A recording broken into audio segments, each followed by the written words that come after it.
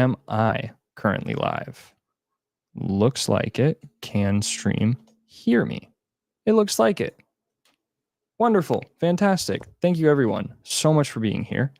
My name is Nate, and sometimes I code. I am one of the co host MCs here working with Jason and Tessa on this Journeys virtual conference. We've had a lot of fun with this. It's been such a cool time and just an absolutely incredible showing from the community. I cannot even put into words how much I've been blown away by y'all's participation, generosity, and the wisdom being shared. Just incredible stuff from Tejas, one of my absolute favorite humans on this earth. Just so much wisdom and perspective and insight anytime he opens his mouth. And Melky and Shashi absolutely crushing it with the dual conversation there. I mean, so many good topics packed in there. I loved what they said about burnout. That resonated deeply with me. I was actually one of the very fortunate people to be a part of Melky's guild in his World of Warcraft era. And so that was a lot of fun. Like you said, it was just such a good time of hanging out with friends. I've always enjoyed the internet in general and video games in particular for hanging out with friends that we don't always have the availability or the accessibility to see in person. So, from the beginning of my journey and my story, that's something that I've been really passionate about, the ability of video games to connect humans to other humans.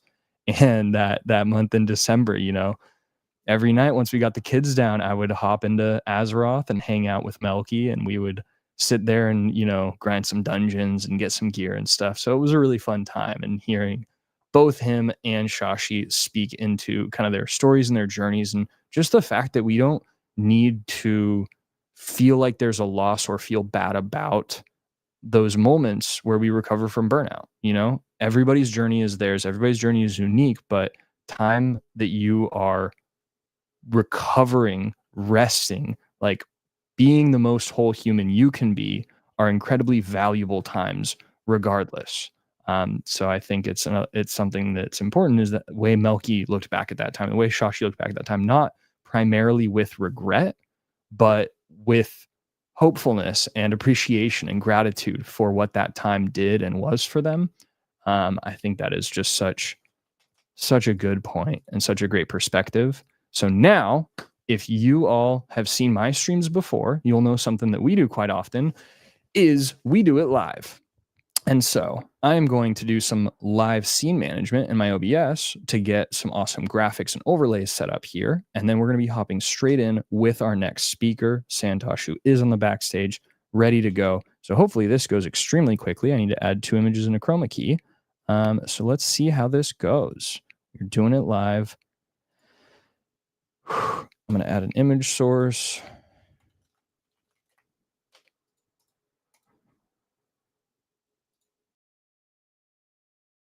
It's going to have a big pink box. We're going to take that big pink box and chroma key it out. Once I can click proper things. And Windows color picker, find that hex code. Bada bing, bada boom, just like that. Hopefully y'all see me. That didn't work at all. That worked horrendously. Okay.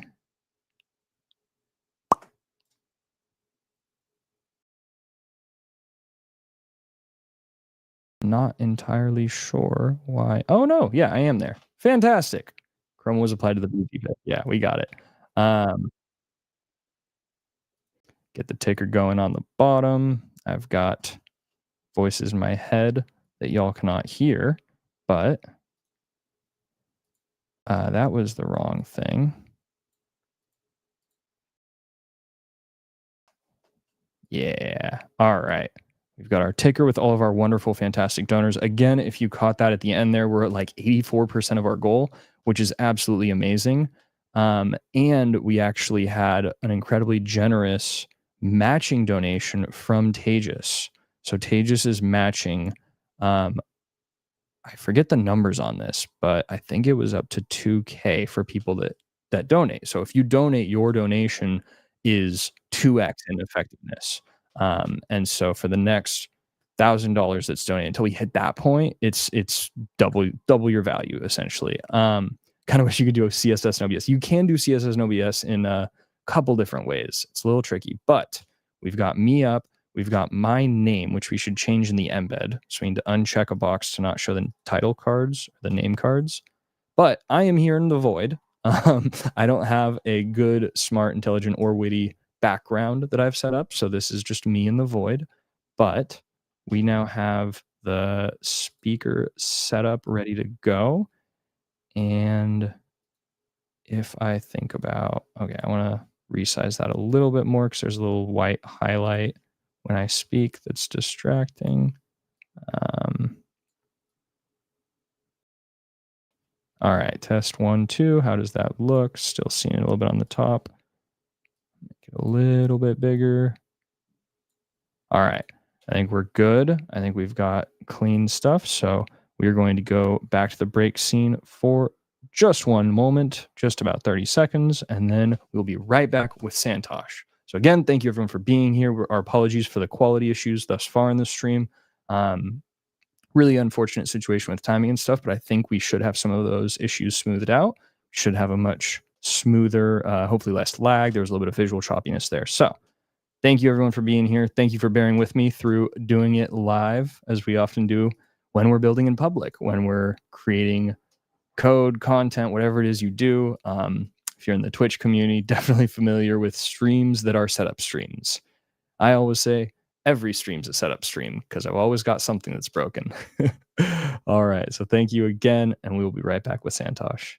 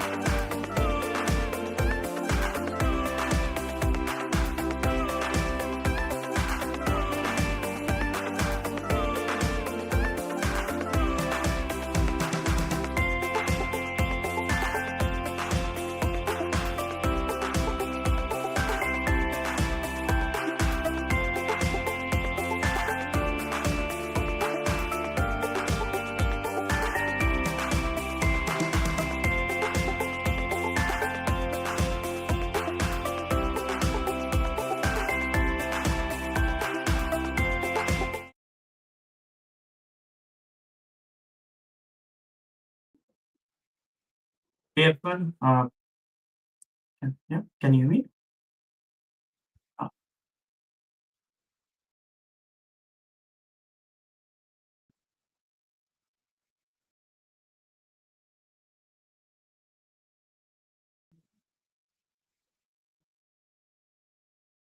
Uh, hey everyone, yeah, happy to be here to share my journey. Shout out to Jason and Nate. Like they have been, they're really good friends. Like they are doing this conference to help a friend in need. I know I have been there, like where I needed some help, and the friends are there, like to help you. And I appreciate this, Jason and Nate, uh, like helping your friend out.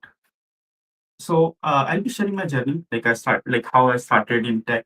It's like almost been 37 years, like since I was born, not in tech. Of course, I'm not that old. I'm still 37. So let's see. Let's hope you're able to see the slides now. Yeah. Okay. Cool. So a little bit about myself. I live in Germany, so of course, like that's why I just made it like from slums of Mumbai to Germany. I was born in a slum in Mumbai, and I moved to Germany like 2 years ago in 2022. And then let me give you a small introduction about myself. My name is Santosh, and as I said, I live in Germany. I live near Hamburg, and I work for a company called Simonis. I'm a senior software engineer there. I am involved in communities. I'm part of multiple communities basically. So I'm a JDE for Angular, which stands for Google Developer Expert. I'm also a GitHub star, which is again ambassador program from GitHub. I'm part of another program called Alex Champion, which is like open source tool, and I'm co-founder of a community called This Is Learning, and I also host a podcast called This Is Tech Talks. I'm co-host, and I do it with my co-host Jay, Lars, and now Sonu has joined us as co-host as well. In case like you want to know more about This Is Learning, you can just reach out to me on Twitter or LinkedIn. I'm also on GitHub with same handle. It's called Santosh Yadav Dev. We are doing a conference, virtual conference next month, which is on 16th and 17th May. You can go to tlconf.netlify.app and you will be able to see more detail about the conference. So let's start the journey like 13 November 1996. And this is literally the slum where I was born in Mumbai. And that's how, yeah, my parents moved like to, of course, make their living a few years before I was born in Mumbai. My father belongs to a farmers family, like my grandfathers and everyone were farmers. And my father was like first generation who moved to Mumbai because, of course, that's where everyone used to move in early 90s to make a living. So everyone who was looking for a good future for their family, they were like in Mumbai. And I moved, and then of course my schooling started. So my schooling started, and then I was like, of course, in slums, like it's hard, right? So you don't have many people to help you out, and like my parents were not that educated, so of course it was hard to like get the idea like what I want to do in future. So in India, it's like, of course, people generally do engineering, doctor. That's something which many people know now because, of course, I'm educated. I know like what is better, but of course, that time it was not. I mean, people used to do science mostly if you want to become a doctor or engineer. So of course that was the idea that I will do science after my high school. I think this is what we call in other countries, but in India we have something called 10th standard, where you complete 10th standard and then you go to college. But of course, unfortunately, I couldn't get into any college because of my grades, and it was hard to get an admission. So luckily, my father, uh, who had a friend, his son was actually studying into engineering college. It's called diploma. It's like diploma in engineering. I had no idea like what I'm supposed to do there. But eventually, I ended up at an engineering college to do my diploma. So my father's friend, he actually took us there, and of course, I was able to get admission because in early 2002, it was like new, not many people were doing it. And then my college life started. So I was in diploma second year, but that's when my father lost his job. And I remember, like he said, I think once you complete your diploma, you look for a job because I won't be able to afford to like make you study further because, but I wanted to study, so I wanted to do my engineering, and that was the motivation that I should complete my bachelor's and then look for a good job. But yeah, of course, that was not possible because I was not aware of my financial situation, family's financial situation at that point. But I ended up crying the entire night, and I said, okay. Uh, I mean, I couldn't sleep. Of course, my mother convinced my father, like, okay, let my son study, and that's how it happened. So my father said, okay, I'll manage something, and I got into bachelor's and completed my bachelor's in 2008, thinking about, okay, there will be a good times ahead. But if you are into tech, or even if you're in US, everyone remembers 2005, 2008. It was like one of the worst year in of like entire for entire industries. It was not only for tech because there was a very big financial trouble across the world and no one had jobs. So even I was struggling to get a job. Even my friends were struggling to get a job. And then luckily I got a new job from reference from my father's friend, another friend. Um, and I started like, okay,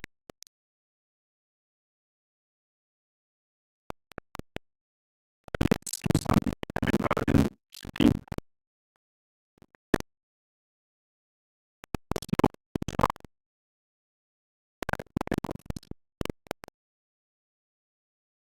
because that was very like, local job. But the boss was very toxic. So I decided to move on. I resigned within months. And then, of course, oops, I was struggling to like survive financially, right? I mean, $80 a month. Who makes that? Of course, but I needed some start, and then I started switching my jobs. I list startup at 2011.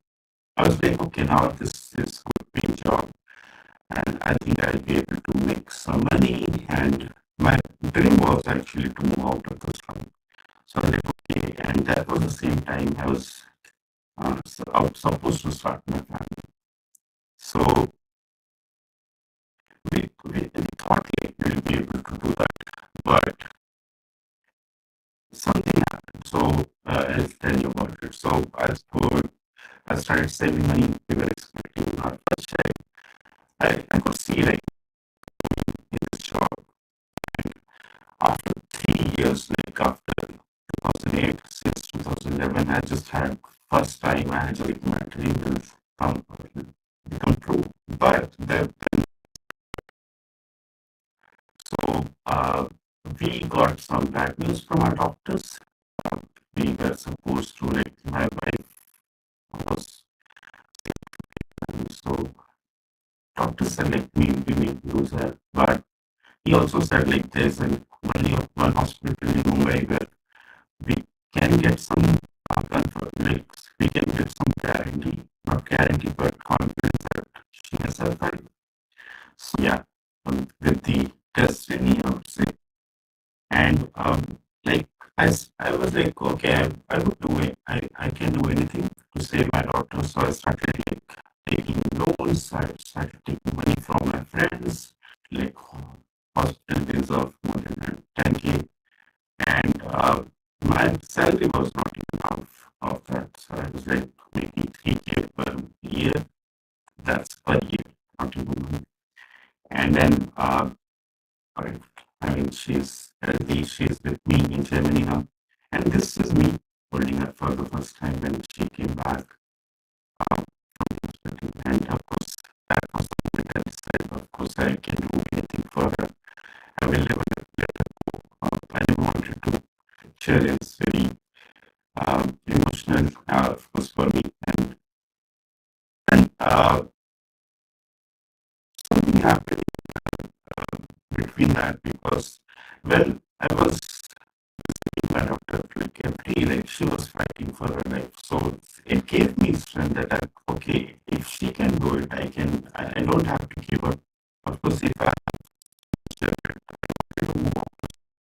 I cannot, said, okay, I do, I fight and see like what I can do.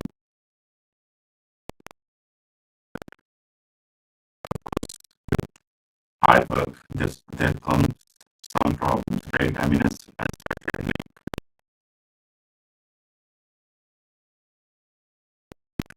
it's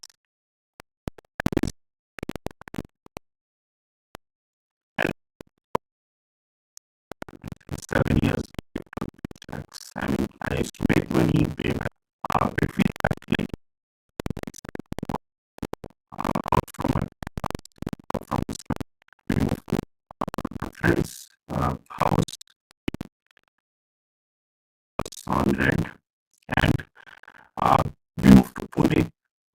So into 2017, because of course there were days that we for next month we had no money. I mean, it was like okay, our paycheck came and then we paid everything, and now we don't have money to survive for this month. And uh, in Pune, we like I started a fresh start.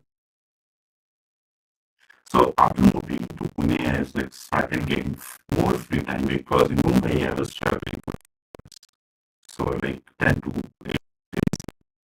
And as soon as I moved to Pune, I started working 8 hours. So I was like, okay, my office used to be between 12 to 9, of course, because there is 1 hour break. And then I used to reach home back in 30 minutes. And of course, 2 hours basic. I have so much time. So what I did is I started investing in learning something new. I started learning about Angular JS. Basically, that was Angular JS, the old version, which is deprecated now and all the stuff. But so after, yeah, after so many years, like we are finally had that to sleep on. And then uh, after making some good money from teaching, I started getting monthly salary.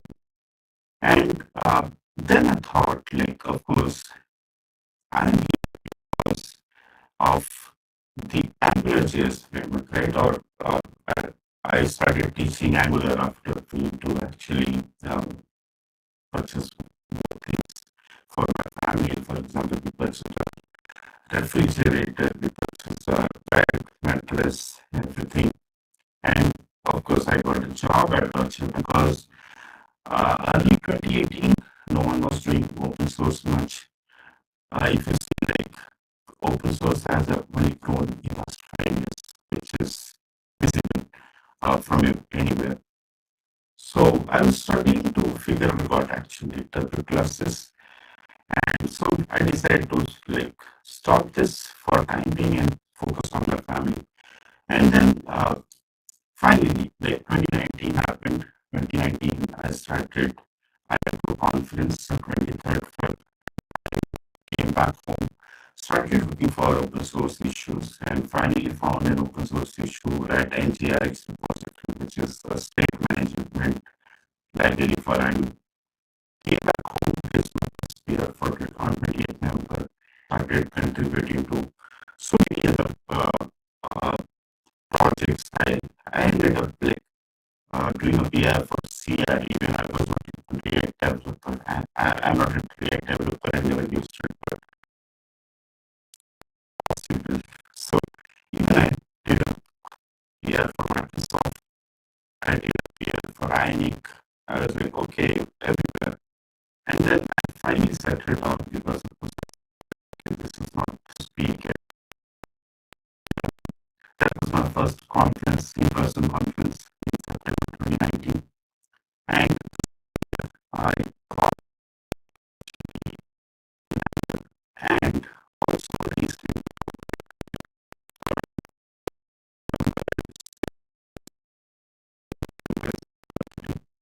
So on 13th November 2019, I became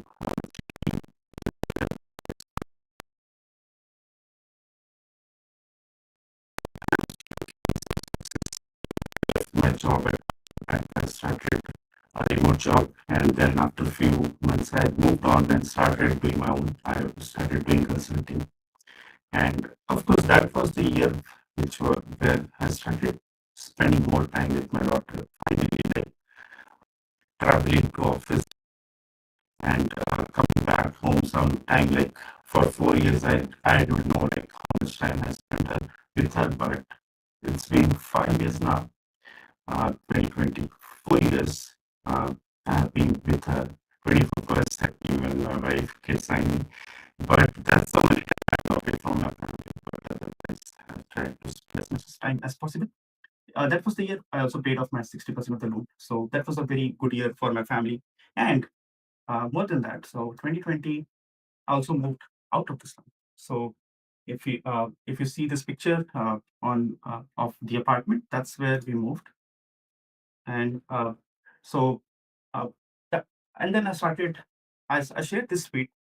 I shared this tweet on Twitter that okay, finally after 29 years of my life, I finally moved away from slum and then I'm into living into multi-student apartment. And Dan Vallin from Microsoft said, "Why don't you write about your story?" And I was thinking about like, should I? And then I thought, like, let's give it a try. And I ended up publishing my story on Free Code Camp. So I approached Free Code Camp and said, okay, hey, this I just wrote a draft, and they said, okay, this is my story. This is my journey in tech. And they said, yeah, it's look, it's actually it's very motivating. So let's publish it. So that's happened. That happened in 2020. I was very, of course, me and my wife both grew up in slums, so we were that was very motivational or very emotional day for both of us. Finally, we like achieved what we wanted to. And then 2020 also was the year when I became the first Indian GitHub star.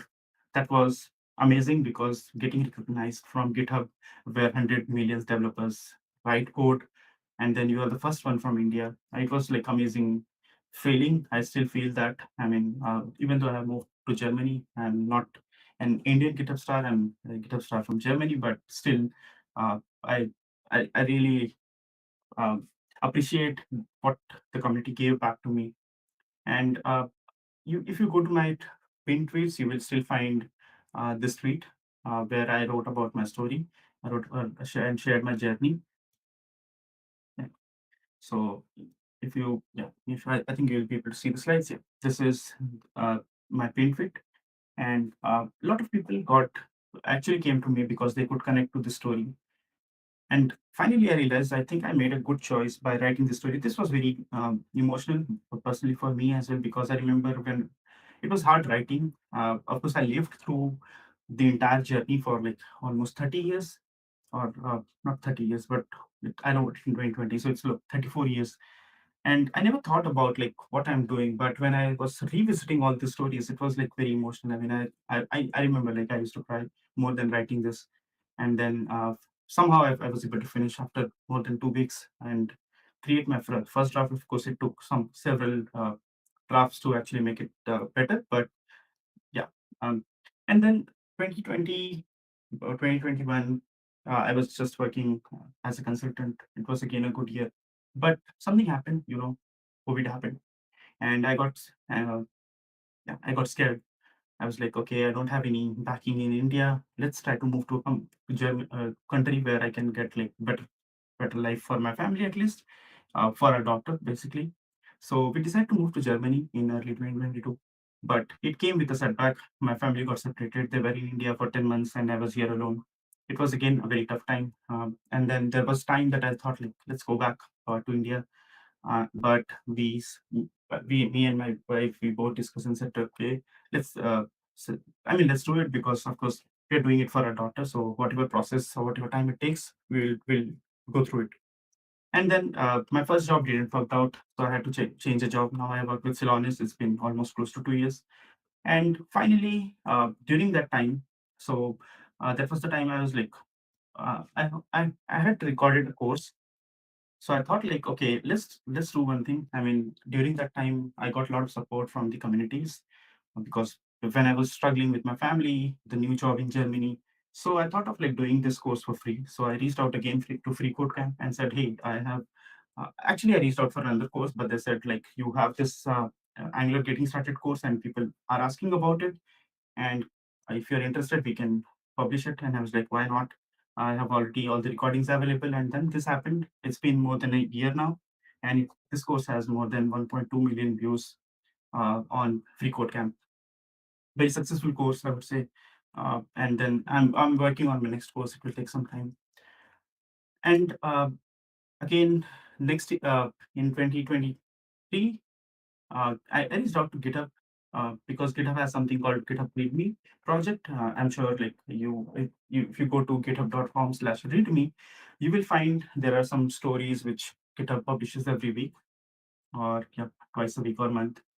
So I reached out to GitHub and said, "Hey, I have this story and I would like to share it on the GitHub README podcast." And yeah, that happened that happened last year, 2023.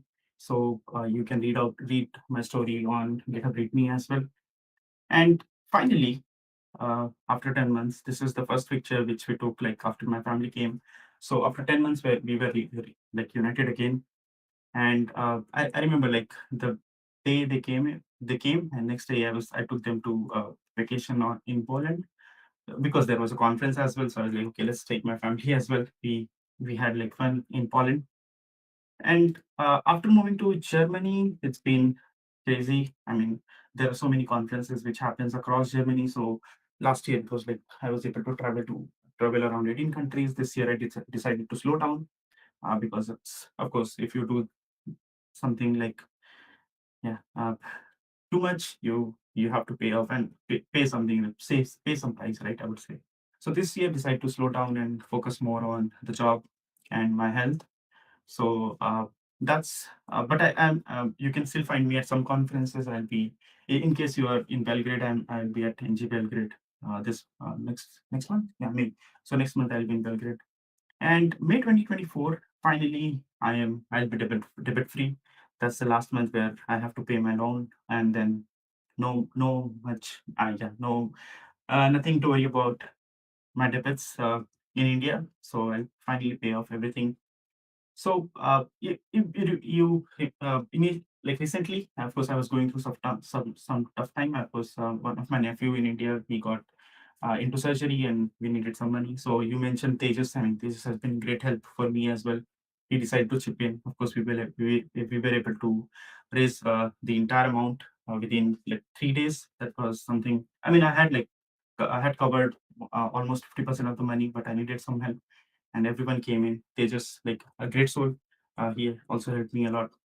So whenever I think about concluding my story, right? So even though when I was writing my story, so this line came in, I was wondering like, how should I conclude this blog post which I was writing about my journey? As if is my journey complete now? I was like, no, it's not something which is done now. I mean, it's like, is my struggle over? So that was the first word actually came in when I was trying to conclude this, and then I was like, okay, no, I don't know, and it's happening, right? So I wrote my journey in 2020, and then of course then 2021, 2022 again something happened, and this will continue. Like the struggles will continue, but I the only thing which I'm not going to do is I'm not going to quit. I'm not going to stop fighting. I'll make sure that whatever the situation is, I'll fight and I'll go through and I'll succeed at the end. And a lot of people, as I said, like a lot of people do connect to this story because they have been there. People go through bad phases. Not everyone is comfortable sharing that story, but once I shared it, people were like really appreciative that there's some story where they can connect to. And that's it. That's my story. Uh, if you want to reach out to me, of course, I'm available on X or Twitter, whatever you call it, and LinkedIn at Santosh Yadav Dev. And you can, yeah, if you have anything related to Angular, monorepos, or want to discuss anything, just let me know. Thank you.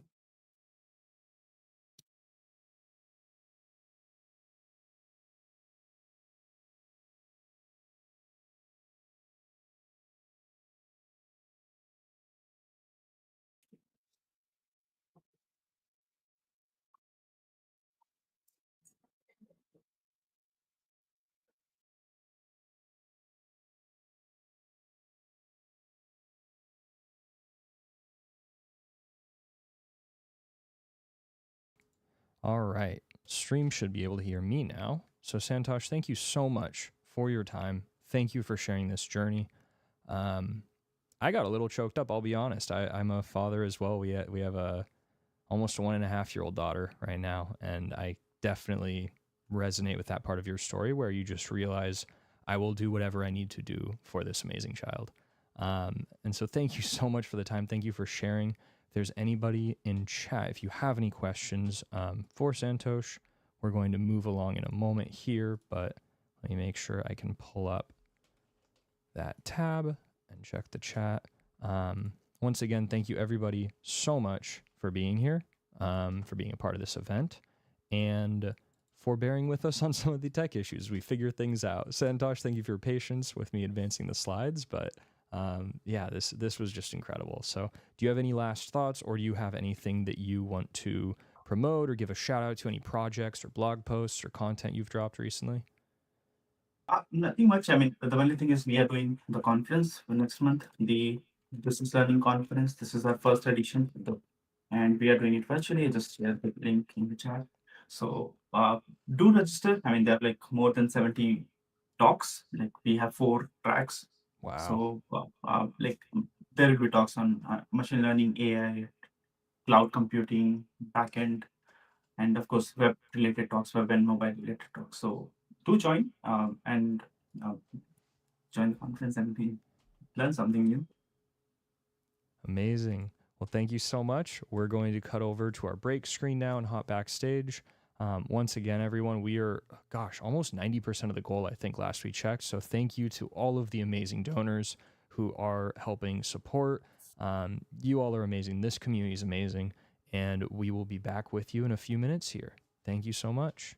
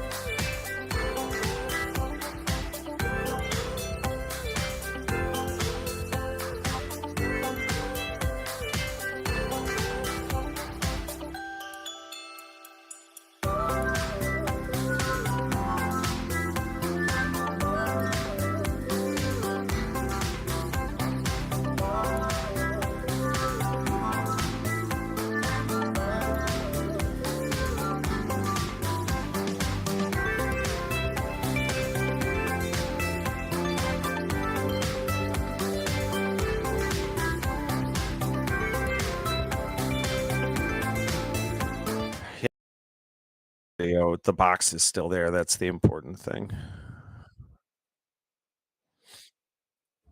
All right, now stream should hear me. We are back while we do another little bit of quick tinkering with the setup. So we are going to have Saran joining us shortly here. Thank you again, everybody, so much for being here. And thank you for your patience as we work through some of these tech issues live. Hopefully we'll have myself and Jason on the screen in a sec. No, that's not what I wanted to do.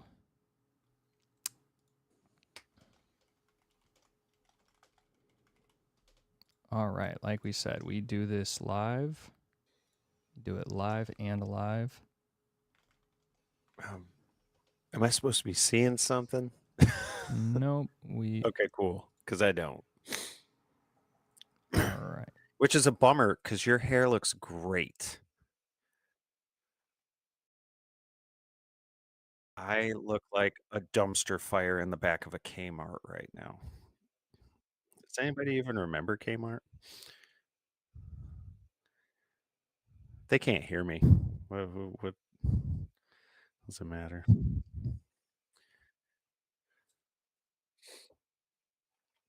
It's an aggressive message you're putting up there.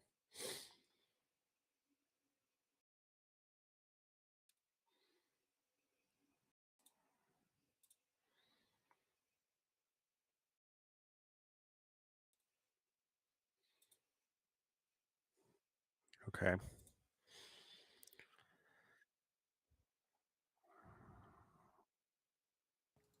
Okay. Now stream should hear me. Why don't they hear you? I'm fixing audio on my end. Oh. I think the embeds also has something to do with that. But try talking, Jason. I think we will hear you. Ew. Hello. How can you tell if they can hear me? They don't hear Nate. It says they don't hear you. Oh, apparently they Yes. could hear me because they heard So the they could- Kmart thing. Yes. So they could hear you. I What up, don't think Tuba? we're getting video from your embed. No, my camera's still not. I don't know what the hell's going on there. No worries. So I'm going to. Hold on. You know what? I think I opened up the wrong OBS again. Remember when I did that earlier? That could do it. Yeah. Because I just got that same error when I was trying to start the virtual camera again. So still nothing though. All right. Well, I've got the chroma hopefully fixed. Do you have a okay? So you can drop the background here. We're still waiting for Saran, so we're just trying to get some stuff prepped for Quincy Larson and Leon Noel later. Just made sense to do right now since we had a couple minutes, and then we can bother all of you. How's everyone's day so far? Are you having fun? That's really important to me. If everybody's having fun, did you take anything away from any of the speakers that you heard earlier? You found some value in it? If you did, why don't you throw Jacob and Leah a couple bones? Why not? Support the team here. Community, unity, sibilance. Hey, that looks pretty good. All right. So we've got this. We will add some text. That is very large currently. Yes, I don't mind that frame though. Can you make the right one wider? Good. April's inspired. That makes me so happy. Um, we weren't sure how this was all going to play out, especially in virtual and with such little planning time. Um, but it was important to me that not only were we able to do this to support Leah and Jacob as they deal with the journey that they're heading out on right now, but I wanted all of you to get something from this too, because like, why wouldn't I want that? So it means a lot to hear that you were inspired, April. That's awesome. This coffee's hot as shit right now. It didn't need to go in for 2 minutes. Excuse me. All right, so I think we've got the 2 speakers set up, dialed in. I need Oh, to figure Barbara's out. here. Barbara's here. Elizabeth's here. Linda, Matt, always great to see you. He's been such a supporter of Jacob and I on the Tech Commute.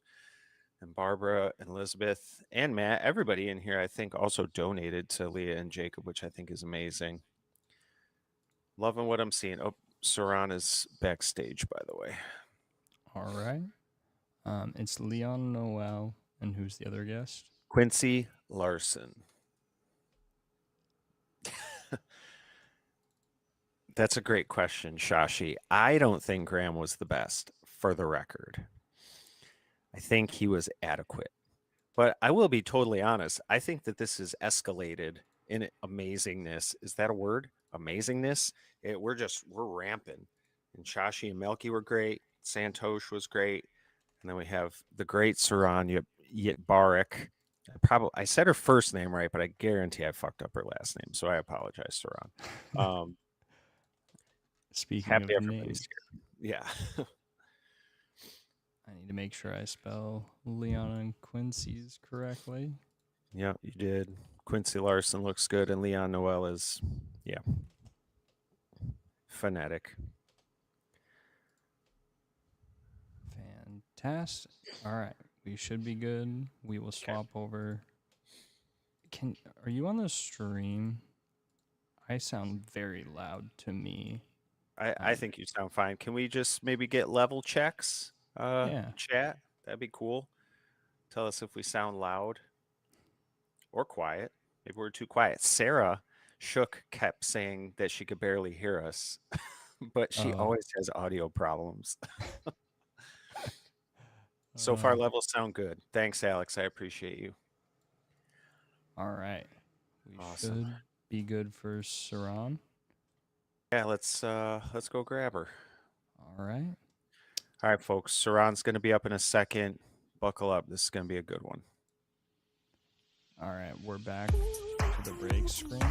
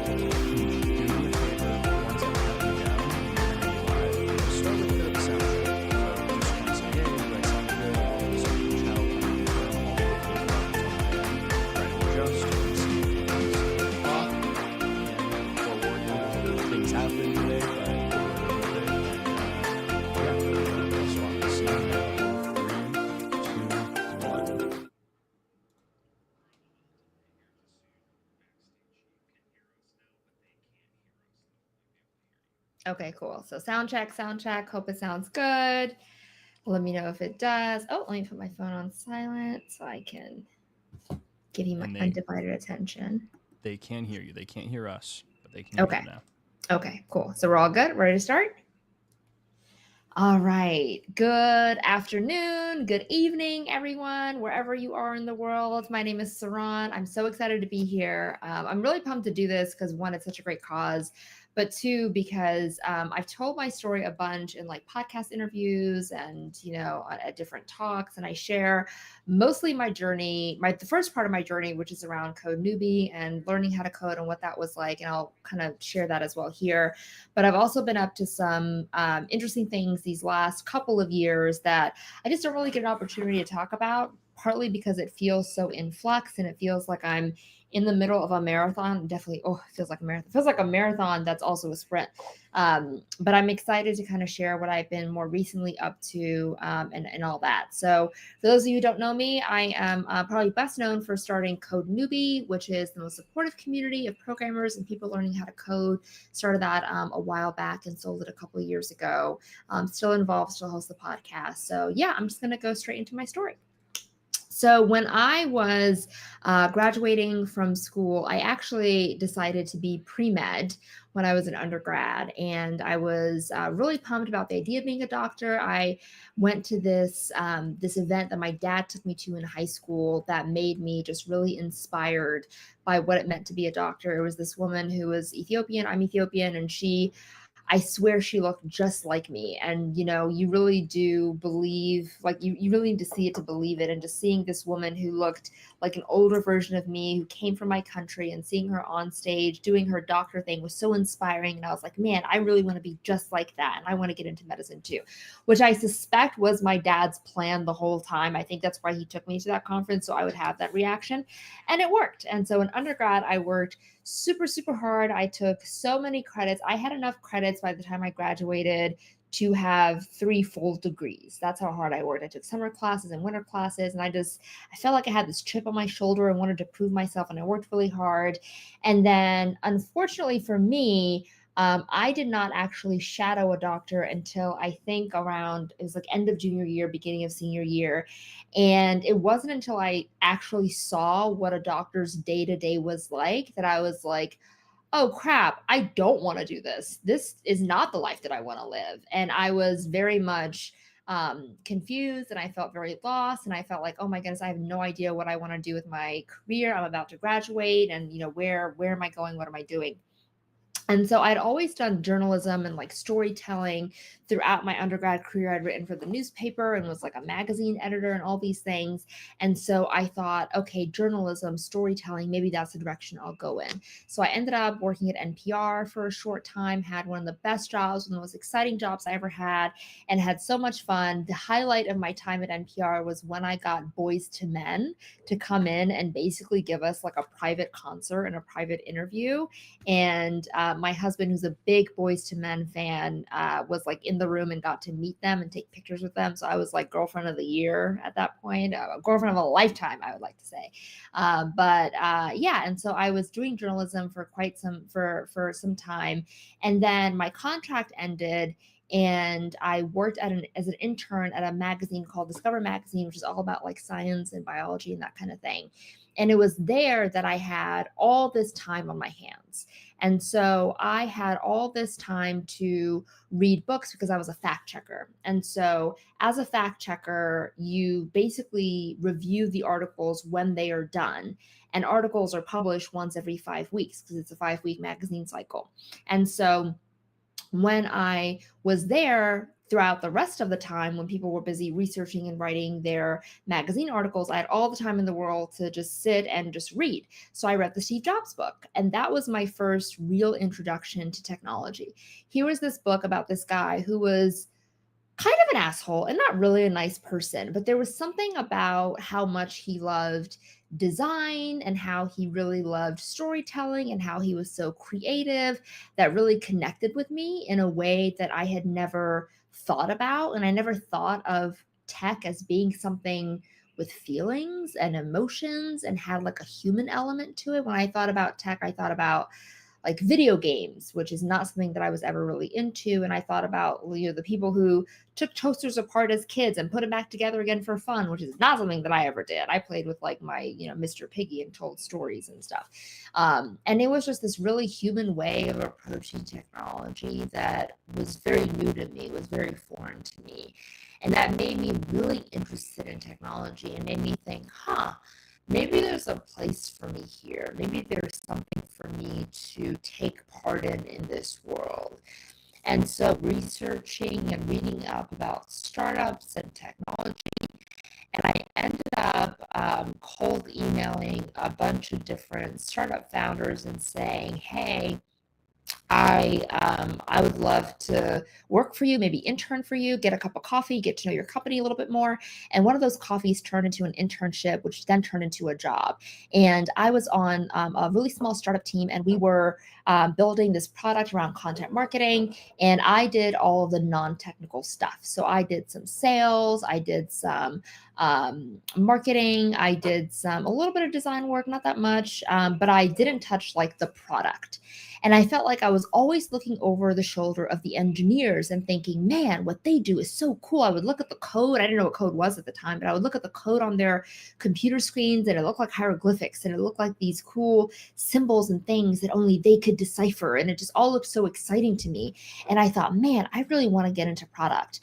And so I decided to look up a computer programming class. I think it was called Intro to Programming or Intro to Computer Science. It was an edX, well, now it's called edX. Back then it was called MIT OpenCourseware course. And when I took that course, I thought it was going to be really exciting, and it ended up being something where I didn't know how to approach it, and I didn't know how to study for it, because there would be these lectures on these whiteboards, and he would write out all this code, and I would then try to memorize it. Like, I didn't know how to study computer science. And so I would have flashcards, just like I did for my organic chemistry class. And I would have these like notebooks, and I would fill them with code, and I would try to like memorize the code and try to recall facts about how it worked, not really understanding the right way to approach and to learn programming. And so I tried that for maybe a few months, and I just couldn't get it. It didn't connect with me. It didn't click with me. I felt stupid and overwhelmed, and I felt lost. And I remember thinking, I just don't think I can do this. I don't think my brain is wired this way, which was very frustrating because I'd done hard things. I'd done I taught organic chemistry. I was a published biochemistry author. Like, I was a researcher. I'd done all these really hard things, but for some reason, I just couldn't wrap my mind around code. And so I quit. I put it aside, and I said, I don't think this is for me. Let me just go back to my sales and marketing job, and let me just see how far I can get with this. Another, I think 2 years passed, and I was PMing a product at work, and we were working with this dev shop, and we were trying to explain to them what we wanted to build and how we wanted it to be built. And we were talking to them. And after maybe a few months of going back and forth, I just kept hitting this wall, and I kept thinking, if only I knew how to code, if only I understood technology, I could give better instructions. Maybe I could even build this myself. And I got really frustrated with that PMing experience. And I remember thinking, I think I just need to like try this again and see if I can learn how to code just one more time. Let me just do things a little bit differently. And this time around, I did do it differently, because this time around I tried Code Academy. Code Academy was all the rage. This was, I think, 2013, 2012. And I tried it, and man, did that just change the game. Just being able to do these little exercises that had these, the IDE built right into the browser, where I could try something, see the result, get that feedback, then try it again and get more feedback. Like, that just worked for me. That clicked for me. And finally, I was starting to get the hang of programming. It was still hard. It was still intimidating, but I felt like I was finally making progress. And so I said to myself, you know what? I think I want to take this seriously. I'm going to give myself a month to do it full time. I'm going to go all in on this. And if this works out, I'm going to see if I can make this my career. So I quit my job, and I decided to go all in for 30 days. And I coded definitely more than 8 hours a day, probably 12 hours a day. I had obviously had no kids at that point. I had just a very great husband back then, I think we were just dating at the time. So he was my boyfriend back then, but we lived together and we had a deal where he would essentially take care of the bills and I would just try to like launch my career in tech. And so I did that, the Code Academy course, and then I found the Flatiron Pre-Work, which is this free kind of curriculum that you follow, similar to the Odin Project, but it was just a different curriculum. And I followed that curriculum, and again, I found myself making progress. And the thing about that journey was, yes, it was hard. Yes, it was painful. And if you are learning how to code, or if you have learned how to code, you understand that very well. But the highs always beat the lows. The moment when things clicked and they connected and they finally made sense was such an unbelievable feeling. And it meant so much more to me than the pain and the frustration of it not working and it not getting anywhere. And those highs were what kept me going. Every time I'd be stuck for a couple of days, maybe even a week, and then it finally clicked, that was enough fuel to get me to the next week. And it just kept building like that. And after the month was over, I said, I think I can do this. I think this is what I want my career to be. I think I want to go all in. So then I had to figure out, what does it mean to go all in? Do I get a 4-year degree? Do I try to get a master's degree? Would I even qualify for a master's degree if I don't have an undergraduate degree? Do I go purely self-taught and just use the free resources online? Or do I do a boot camp? Do I pay some money, less money than undergrad, but still some money, and try to learn that way? And after a lot of research and a lot of just talking to people and trying to figure out what I should do, I finally settled on a boot camp. I decided that I really wanted that structure. I wanted that accountability. I also wanted access to an expert. I wanted to be able to go to someone and say, I don't understand this. This isn't working. Can you help me out? And being able to have that guidance was really important to me. And so I decided to do the Flatiron School. And it cost, back then it was I think it was $12,000, but I got like $1,000 scholarship. So it was $11,000. And I had to borrow some money from my mom to make it happen because I did not have that much saved. And it really did take a village, because it took my mom offering, I think she loaned me $4,000, which I have paid back. But she loaned me $4,000, and then I had the rest. And then my, again, then boyfriend, now husband, basically like took care of the bills and took care of me while I went to school, in hopes that I could, pick things up again after I got a job. So that was kind of the bet that we made. And so I did the boot camp, spent I think it was 4 months, and graduated December 2013. And it was when I went through that program that the idea for Commute came about, because what I realized is I felt very lucky that I could afford to do a boot camp, because the greatest value that I got out of that boot camp was not just the curriculum. It wasn't just the education or the excellent teachers. It really was the community. It was having a group of people who understood the ins and outs, who understood the ups and downs, who really knew what it felt like when things weren't working, when things finally connected. And without those group of people, it would have been so much more painful. The chances of me giving up would have been so much higher. And I really felt the value of having that support system. And I wanted to create that kind of support system for other people. And I had to figure out kind of what that meant and what that looked like. And so with that in mind, at the time, Twitter chats were all the rage. Now they've been essentially replaced by Twitter Spaces. Back then, Twitter chats were all the rage. And if you don't know what a Twitter chat is, you would pick a hashtag and you would pick a day and time of the week. So for us, it was Wednesday nights at 9 p.m. Eastern time. And you would use a hashtag and basically tweet out questions. And you would say, here's what I'm working on. What are you working on? What language are you learning? What project are you excited about? Where are you stuck? Where do you need help? And it was a way for the community to come together and ask each other questions and form connections and form bonds and really build relationships that way. And so with that in mind, I started doing these Twitter chats. And over time, they started to pick up and gain more popularity, and people were joining from all over the world, different hours, but always at 9 p.m. our time, but different hours for them based on where they were. And it became this really growing, exciting little side project I started to get people to help each other as they went on their coding journey, to make it feel a little less lonely.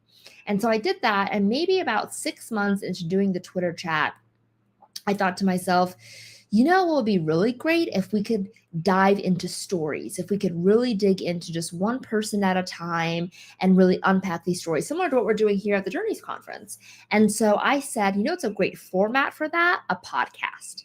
And so I launched the Code Newbie podcast, and I would interview people on their coding journey about how they got there, what they were excited about, what they were learning, as a way to kind of inspire and surface all these great stories. And maybe 2 months into doing the podcast, I got an email from a company who said, hey, I'll give you $200 if you run an ad on your show. And I thought, holy crap, I can make money from this. That was just never even in my world of possibilities. I thought this was going to be just like a fun little side project I kept doing. And instead I had the opportunity to actually make it sustainable, to make it maybe even profitable. And so I ran with that. And that is really what took Code Newbie from being a fun side project community to a full-on business. And from there, I still did it on the side. I didn't quit my day job. I was working as a developer, but on the side, I built up the podcast, and then really grew that, ended up launching another podcast, ended up launching meetup groups in the US. We ended up having a conference called Codeland. And after another, I think a total of 3 years of doing it on the side, it finally made enough money where I could justify doing it full time. And so I quit my job at Microsoft to do Code Newbie full time, and I ran it as a full-time business for 3 years. The thing about Code Newbie is it ended up being a media company. We had sponsorships. That's how we made our money. It was through advertising. It was through sponsors. We worked with really big names like Microsoft, like IBM and Red Hat. We've worked with the Flatiron School. We worked with GitHub. We worked with Google. We worked with a bunch of these big companies. And it ended up being like this media company where what we produced was content, what we created was community, and we made money from sponsorships. But that was never my goal.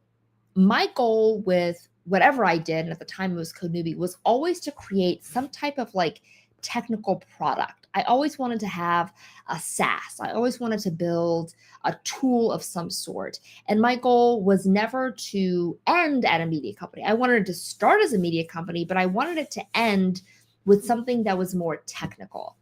And the thing about me quitting Code Newbie, or me quitting my job to do Code Newbie full time, is that that's what I was really working towards. I had my best friend, Nadia Odonaya, was my co-founder for a brief time. We worked together on some ideas, and I tried building MVPs and demos throughout the last 3 years of Code Newbie, and I just couldn't get anything to stick. I couldn't get a big product idea that made sense for our community.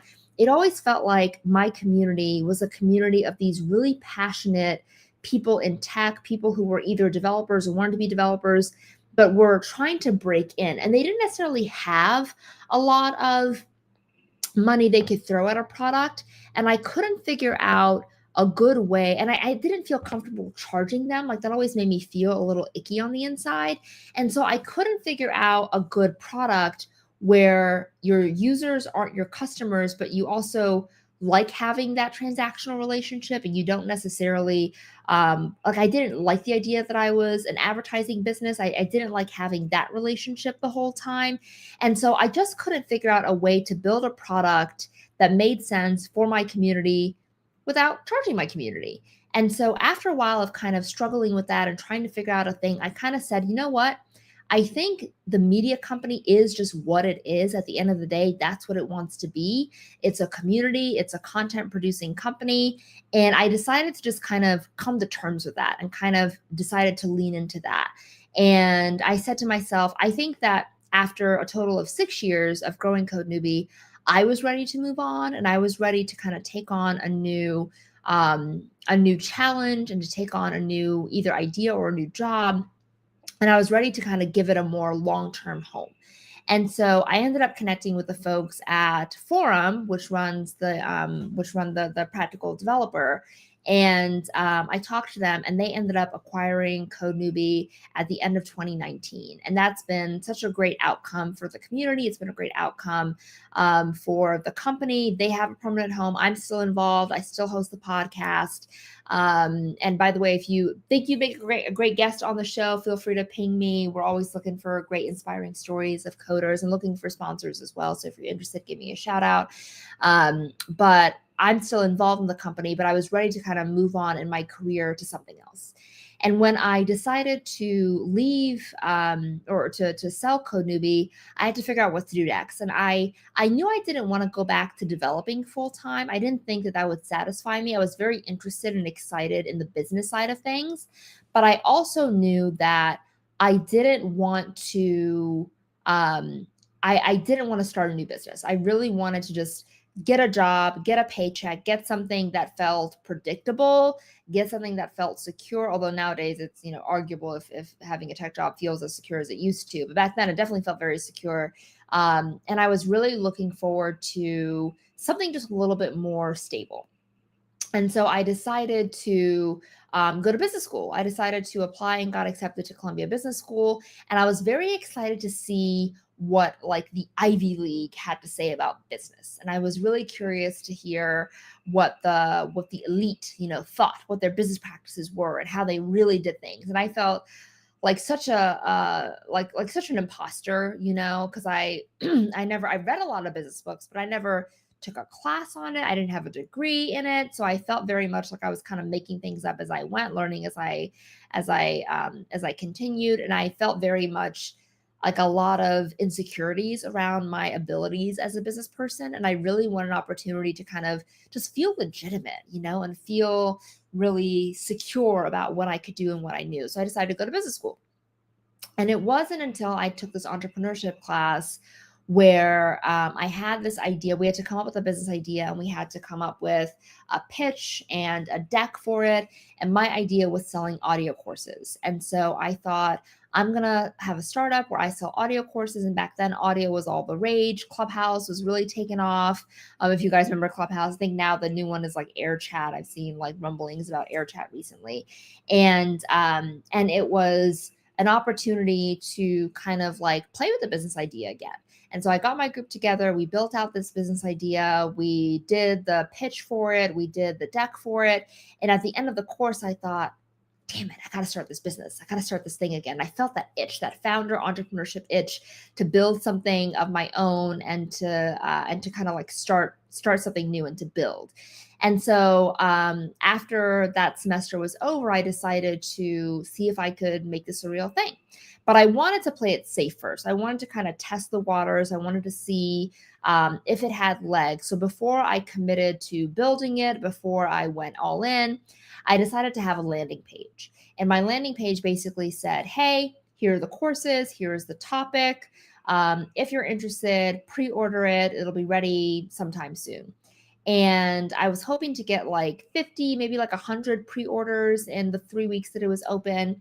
And in that time period, I ended up getting almost 500 people to pay for the pre-orders. And I thought, holy crap, okay, people are like serious about this. They really like it. They're really into it. They're excited. I think there's something here. But in order for me to actually build out that idea, I needed to hire people. I needed to hire mobile developers so I could build a mobile app. I knew how to build the web app, but I didn't know how to do mobile. And I needed to hire producers to create the actual content with me because I couldn't do it all by myself. And so for that, I needed money, which means I needed to raise some venture capital. So I went out to raise a pre-seed round of $500,000. And I gave myself 3 months, which is a very short amount of time. And I said, I'm just going to raise as much of this money as I possibly can. And then we'll just see where it goes. And so I took that, and I spent the next 2 months having dozens and dozens of phone calls, dozens of pitches. And this was in the height of the pandemic. So this was 2020. And during this time, I could pitch from my living room. So as far as pitching goes, it was actually a very convenient time to raise money because I could just stay in my living room in between my business call classes, in between lectures.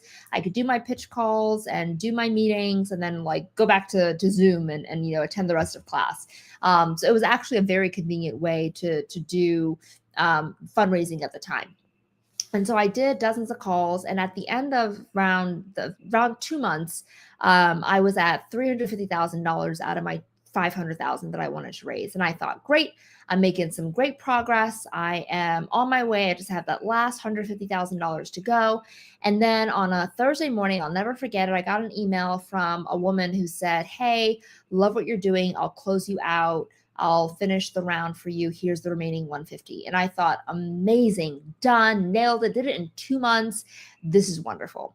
And then I heard back literally hours later from a fund that I've been talking to who said, hey, we'll give you $750,000.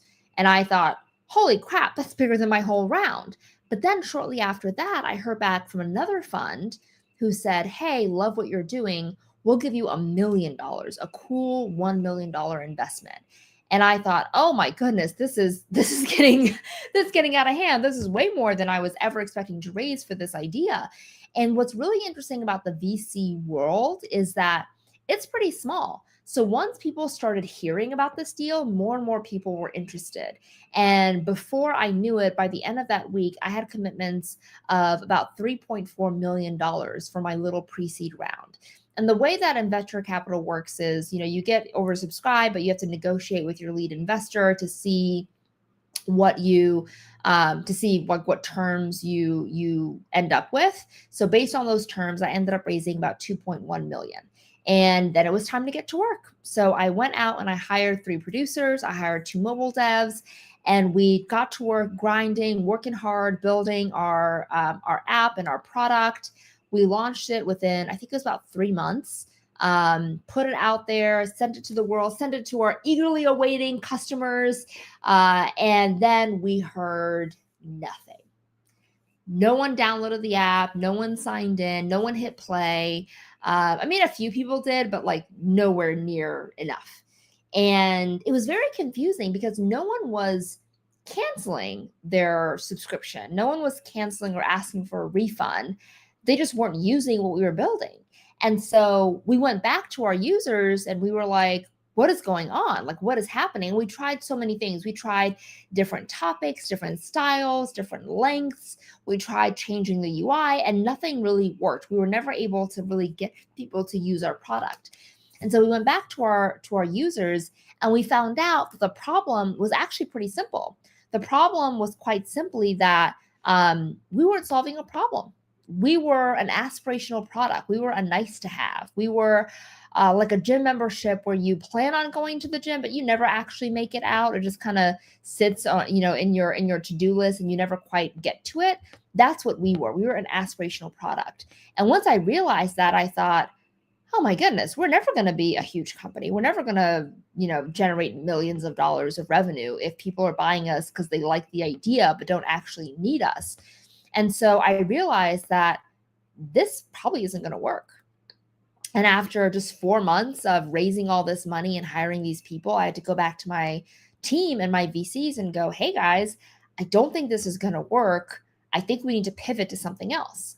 And so I decided to essentially luckily they were contractors, so it wasn't too bad, but I had to essentially end the contracts and try to move on to something else. And luckily my investors were incredibly gracious and patient, and they were very open to me doing something else. And so I then went on this very long, extremely painful journey of trying to figure out what to do next. And I thought it would be something I could figure out in a couple of months. I thought 6 months at the most is as long as it should take to come up with my next big idea.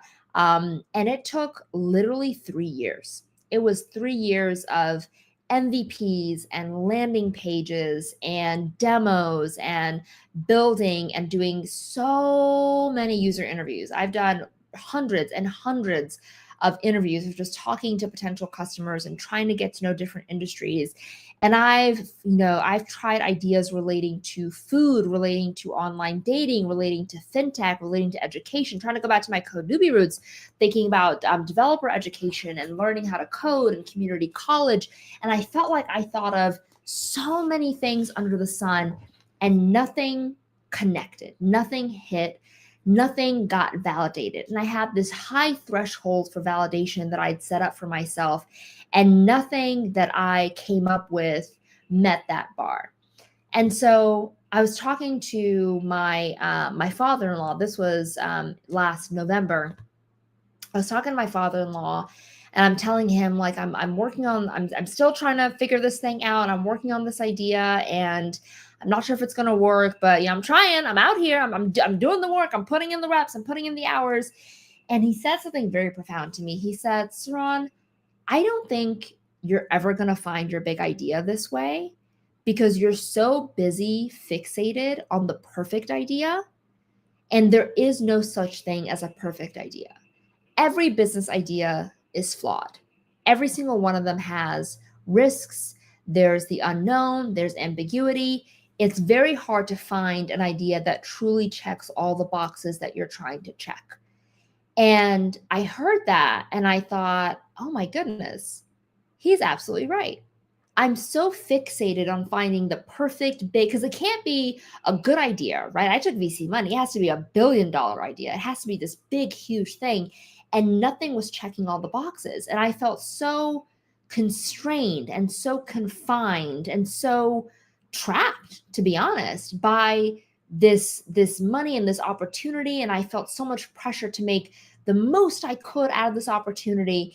And besides having VC money, I'm an immigrant. I'm Ethiopian. I wasn't born in this country. I was born in Ethiopia, and I felt the weight of my ancestors and my family, and thinking how extremely lucky I was that I was in this country, that I had this opportunity, that as a Black woman, I'd actually raised VC capital. So little money goes to us. And I felt so much pressure to really make the most of this rare opportunity. And I just couldn't find the thing that felt good enough, that felt worth all the work and all the sacrifices so many people had made for me to get to this place. And so with all that on my back, I just couldn't crack it.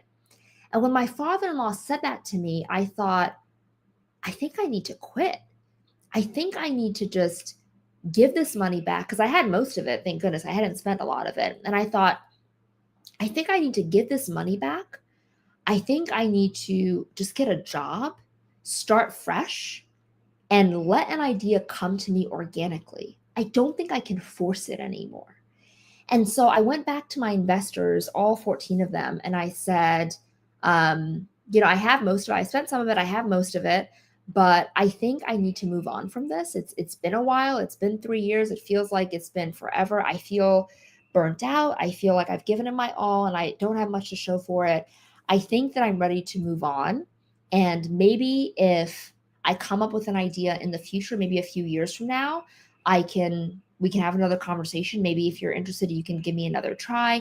And they were all extremely kind. And they all said, whenever you're ready, we'll back you again. We completely respect your opinion. No problem. And I had to kind of figure out, like, okay, what do I do next? I had identified as an entrepreneur for the last, 6-7 years. And I realized that I don't have a title, even when I always had like extra income. I always had my speaking gigs. I had my podcasting. I did a little bit of consulting. I always had like extra side hustles and side things coming in. And I always had multiple income streams. And I thought to myself, I wish there was a way for me to better kind of manage all of that, better manage these income streams. And I wish there was kind of like people like me, a platform, a tool that really helped me manage all these different ways that I want to make money. Because right now the money's coming in haphazardly, but I don't feel like I have a plan. I don't have a strategy. I don't have like a framework for this. And so with that in mind, I thought to myself, it'd be really cool if there was a tool for people with multiple streams of income who could better kind of manage their finances and manage their revenue. And so I had my last call with my final investor, Arlen Hamilton, and she asked me a really great question. She said, what are you going to do outside of, this, now that you're not going to do this anymore, what are you going to do instead? And I said, well, I'm going to try going into consulting. I'm going to do some content creation. I'm going to do like a bunch of different jobs and kind of hope to kind of like, put together some income instead of going for a traditional 9-to-5. And then she said, she asked me a very good question. She said, okay, if you didn't have to worry about income, if you didn't have to worry about paying the bills, what would you do? And I said, okay, if I put myself in those shoes, if I didn't have to worry about income, I would probably work on the idea for a tool for people with multiple streams of income and just kind of see where that goes. And I explained to her the idea a little bit more. And she said to me, Saran, I think that's actually a really good idea. I think that is the VC backable idea. And you should keep the money, go back to your investors, keep the money, and try to work on that full time instead. And I remember thinking, I'm going to sound so silly. Like I just offered to give all this money back and I already, kind of denounced the whole founder lifestyle for now. And I'm going to go back and like ask for it back. That feels kind of weird. And she said, no, don't worry. The investors will understand. In fact, they'll be excited to support you. So you should definitely go back and do that. And I thought about it and I had a great conversation with my husband. And I said, honestly, I was kind of looking forward to giving the money back because I was looking forward to just getting out from under that pressure and being free to kind of do whatever I wanted. And he said, Saran, I know you. Whether you have VC money or not, you're going to end up stressed and you'll probably be really depressed. You might as well be depressed with some money in your bank account, building out a potentially big dream, than to be depressed worrying about how to pay the bill this month. And I was like, man, that's absolutely right. And so I went back to my investors and I said, with your blessing, if you're willing to still continue on this ride with me, I think I'm going to keep going. I think I'm going to focus on a tool for people with multiple streams of income. And most of them said yes. And they're all still on the journey with me. And I started this year with a new focus on helping people that we lovingly call multi-hyphenates, the people who cannot be contained or defined by one title, the people who are doing multiple things, who are selling courses, have a newsletter, doing consulting, have a day job, who are doing kind of a bunch of things all at once. And that is the community that we're really focused on now. And so at the start of this year, I was trying to figure out, okay, how do I know what product to build? How do I really make this a really exciting and compelling thing that people will actually pay for, that will generate real revenue, that'll become a real business? And I thought, okay, I need to just get to know my users more intimately. And I thought, let me go back to my Code Newbie days. Let me go back to these Twitter chats. Let me go back to these moments where I'm talking to people one-on-one and I'm really going in on that. And so I thought, well, everyone seems to be starting a Discord community. So what if I started a Discord community specifically for people with multiple streams of income? And instead of it just being a community where you just kind of join and hopefully people talk and hopefully people engage, I wanted to have 2 events per week. I wanted to have coaching where you can have someone to talk to get feedback from, to get ideas, bounce ideas off of, and get support and advice from. And I wanted to have this really strong community. And I started it, and I lovingly call it Big Cash Money. And it is a community for people with different streams of income to support each other on their money-making journey. And we did it as a free cohort where we're just paying out of pocket for the coaching and for the community management. And we've been running it for a couple months, and it's been going really well. And we're now launching a paid version of that that's going to be open to the public in the next couple of weeks. So if you're interested in learning more about that, you can go to bigcashmoney.com and check it out. There's like a waitlist form you can fill out, and we'll let you know when we're ready for our big debut. But that's what I'm working on now. And I feel so much more focused, and I feel so much more energized by this new pivot. And I feel like I'm finally headed in a direction that kind of makes sense. There's still a lot of ambiguity, a lot of things that are unknown. But I'm excited about where I am, and hopefully we'll make some revenue soon and do my ancestors proud. That's what I'm trying to focus on right now. Okay, so got a couple questions in the chat. Let's see. Someone says, if someone here is thinking of launching their first business, what is the one skill they need to learn they probably don't have now? That's a good question. I think it depends on where you're coming from. I think that being able to build your own thing is really powerful and really helpful. And especially if you want to build like a tech product, it's really expensive to pay for development. So if you're able to learn how to build, I think that's really important.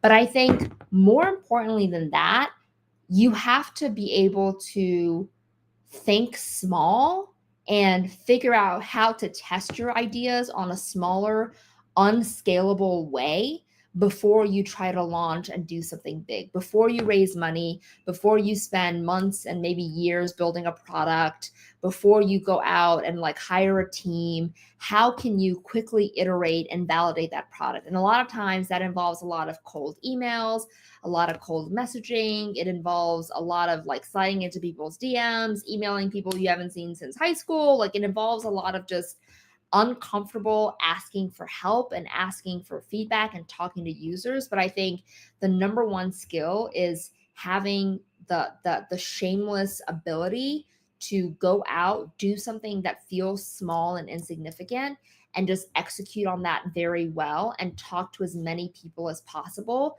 So you are getting real data and real feedback on your idea before you build it. That's probably the biggest thing. Okay, tips or advice for folks who feel like they should have a side business but don't have the drive to own a business. Don't do it. My number one advice for starting a business is not to start a business. It is extremely difficult. It is very lonely. It is very hard. I do not recommend this journey at all. I think that I unfortunately have an itch that I just got to scratch, and I feel very much like I want to work for myself. I want to build my own thing, and it's very much this innate drive that I have that cannot be satisfied by working for someone else, and that just comes from intrinsic motivation. That comes from just who I am and the way I happen to be built. But if you don't feel that way, good. That is amazing. I'm happy for you. I think that, one of the best things you can do, especially if you have kids, if you have a family, is to have a well-paying 9 to 5, someplace that hopefully doesn't stress you out too much, someplace that hopefully doesn't give you grief, a place where you can do your job, do well at your job, like, do right, earn your dollars, but then go home and just relax. Go home and spend time with your wife or husband, spend time with your kids, have your weekends to yourself, go on that nice vacation. Especially now that I have a kid, I have a 21-month-old, so almost 2 years old. I am very much, thinking about balance all the time. And I'm thinking about, how do I pursue my dreams while also being a good mother? How do I become a good parent? How do I become a good co-parent to my husband, who's an amazing dad? How do I kind of balance all that out? How do I build a fulfilling kind of balanced lifestyle for myself? It's something that I'm always thinking about. So I do not think at all that everyone should have a side hustle. I don't think most people should.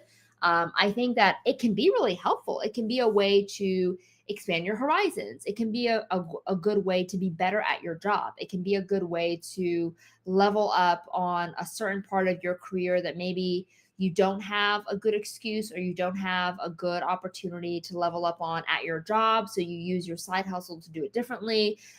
It might be a good way for you to just make some extra money, even if it's like a couple $100 a month. Like, that pays for groceries, that pays for the electricity bills. And so I think that side hustles can be a great way to give yourself some distance from your job. It can be a great way to do better at your job. It could be a great way to insulate your job. I know a lot of people who hope to work for themselves in like 5 to 10 years. It's a long-term game. And they use side hustles as a way to kind of test out their entrepreneurial spirit, to see how serious they are about it. So I think that can be very valuable, but I by all means do not think that that a side hustle is like a requirement for everyone at all. I think that if you like your job and if you can do that, get paid well, and live your life, I think that is a great option as well. Okay, question: side hustle and build slowly, or go all in and move fast? Side hustle and build slowly every single time. I think that go all in and move fast is a way to burn a lot of cash and to burn out really quickly. I think one concept that we don't talk about enough with entrepreneurship is the emotional runway. we talk about runway a lot, but runway is generally about money, and it's generally about like how long can I go before I'm out of I'm out of money. Like how does that go? And this is really this is a game of being in the game for as long as possible.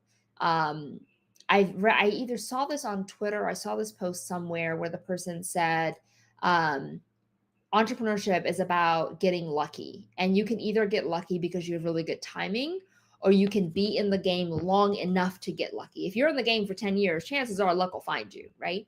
So I think that being able to stay in the game is as much about making very smart bets, making very calculated bets, trying things here and there one at a time, going slowly, testing the waters, getting validation, and managing your feelings and managing your emotions. And if you quit your job to go all in on an idea that you have not tested, that you don't have backing for, that you're unsure of, that's a whole lot of stress you just brought onto yourself. And if you have a family, that's a whole lot of stress you brought onto your family too. So I am never a big fan of like quitting, going all in and building fast. I think you should definitely build slowly, especially in the beginning. And once you have some validation, once you have some confirmation, some confidence, once you kind of know how things are going, then you can go all in and build fast once you've kind of validated some things. But at first, when you're first getting started, definitely side hustle and go slowly for sure. And I want to remind you guys that we are doing this to support Jacob and Leah and the GoFundMe link. So make sure to check out that link. I think it's on the website. It's on the chat. So make sure to check that out as well. And I think that's it for me. That's all the story time that I have for you all. If any part of the story resonated with you, if you want to talk more, you can find me on Twitter. My DMs are open. It's just my first name, last name. So at Saron Yitbarek, Yitbarek. I'm available if you want to get feedback on something, if you have an idea and want some feedback, if you're interested in talking about big cash money, whatever your thing is. I try to always make some time to support people and people on the internet. So feel free to give a shout out and talk to me. I'm around. Thank you so much for listening to my story. Hopefully it was helpful. Awesome. Thank you so much, Saron. You should be able to hear me, and Stream should be able to hear me, hopefully. Cool.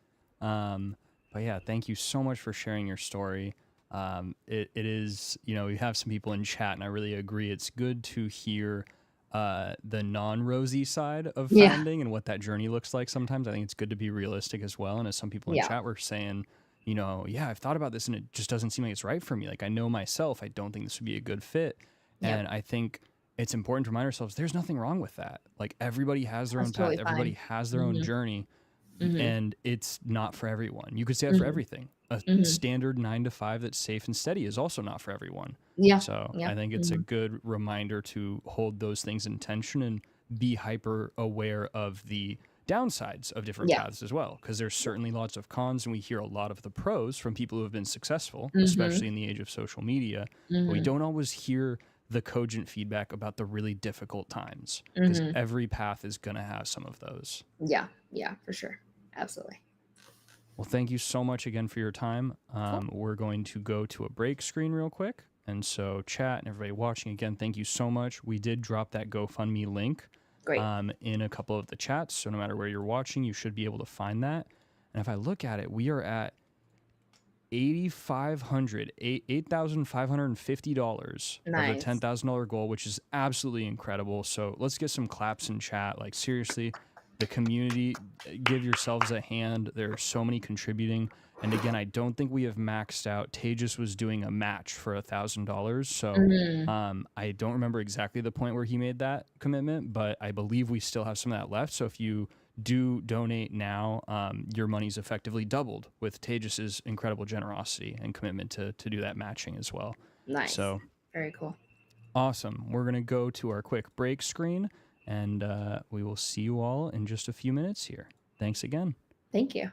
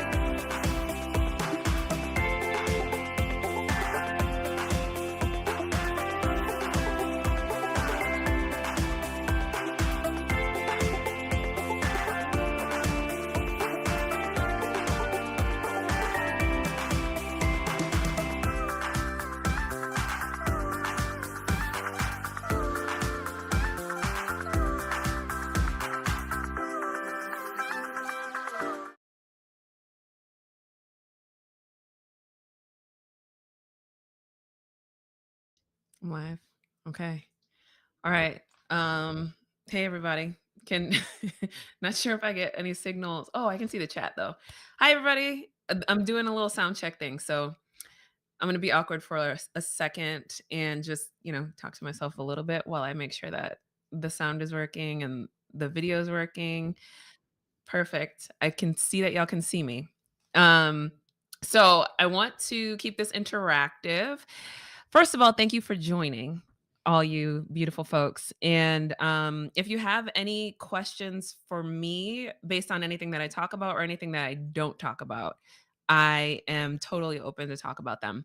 What I am going to start out by talking about is my journey into tech, and I'll pepper in some fun stories. So, I gave a talk at that conference in January this year, and I talked about how I switched careers and I went from sales straight into engineering. And so, if you have any questions about how I made that transition, I'm happy to answer that. But I'm going to leave you all with a couple of fun little things if you want to little bait if you want to bite. I'm happy to talk about like parenting. I'm a single parent, and that's a big part of my journey as well. And I was previously in sales and thought that I had no place for myself in engineering. um so if you have any questions about what it takes to switch careers, or any specific questions about you and if there is a place for you, happy to answer those as well. I'll start by introducing myself. I'm Shonda Person. I am a senior software engineer at Netflix. Currently, I'm on the UI team, so the front end engineering team in our platform organization. Specifically, under platform is productivity. So the team does exactly what the name says, is we make tools that help to make other Netflix engineers productive. And I do the front end of that. My tech stack is React, TypeScript, GraphQL. Outside of work, I'm a parent, as I mentioned, and I am a speaker. I speak at conferences, and I am also working on a course on TypeScript. So if you are looking to use TypeScript as part of your tech stack, you can check out updates at ts4js.com, tsforjs.com, and get some nice freebies there as well. So I'll go and talk about my journey into tech. Um, so back in the beginning, I started I how I got into sales was I had a passion actually for entrepreneurship, and I really loved learning about businesses. What made them tick? What made them successful? What made certain businesses fail? That's something that I'm still interested in to this day as well. And I also in high school, as I was picking a major, was interested in fashion. I'm not that person anymore. I like to look nice, but like I'm not into fashion like I thought I would be. But I remember I told my mom that I wanted to go to school for fashion design, and she told me that she's a guidance counselor at the time. To give you a little bit more context too, she was a guidance counselor, and she's a doctor of education. And one of her missions in life was to decrease the dropout rate for Black men um, in America.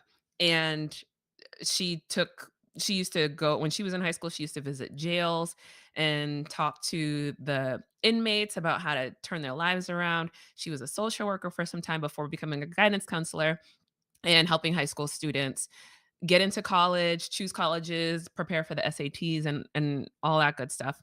So when her eldest child, straight A student, came to her and said that I wanted to go to school for fashion design, she told me that she wouldn't pay for my school if I went to school for fashion design because it wasn't it's a really hard field to get into. So I thought, well, I want to have a fashion business, so I'll go to school for business. And it turns out that one of the schools that I applied to, Temple University, had one of the best programs for entrepreneurship majors. It was one of the only schools at the time that had an entrepreneurship major, but they had like the seventh best undergrad and the fourth best grad school entrepreneurship operation going on. So I went to Temple for entrepreneurship. And one of my entrepreneurship professors, Entrepreneur 101, he was a person who had never worked for anybody else in his entire life. And he was an adjunct professor. And this was, one way of giving back and helping to grow people. And he told me that the best way to understand what it was like to be an entrepreneur was to start a commission only sales job. So that was where I got the spark for sales. And I was like, I wonder what this is about. And so the reason that he said that was because in sales, a big part, if not all, is of your income is based on selling. And he was like, if you do a commission only sales job, you're going to understand what it's like to have all of that risk, to be able to learn how to build a book of business, how to build your pipeline, how to sell with people, how to negotiate. And all of these skills are the skills that are essential to somebody who has a business. So I got into sales and I realized that I liked it. I really liked it a lot. And what I liked about it was working with people, communicating with people. I actually have always also been interested in psychology.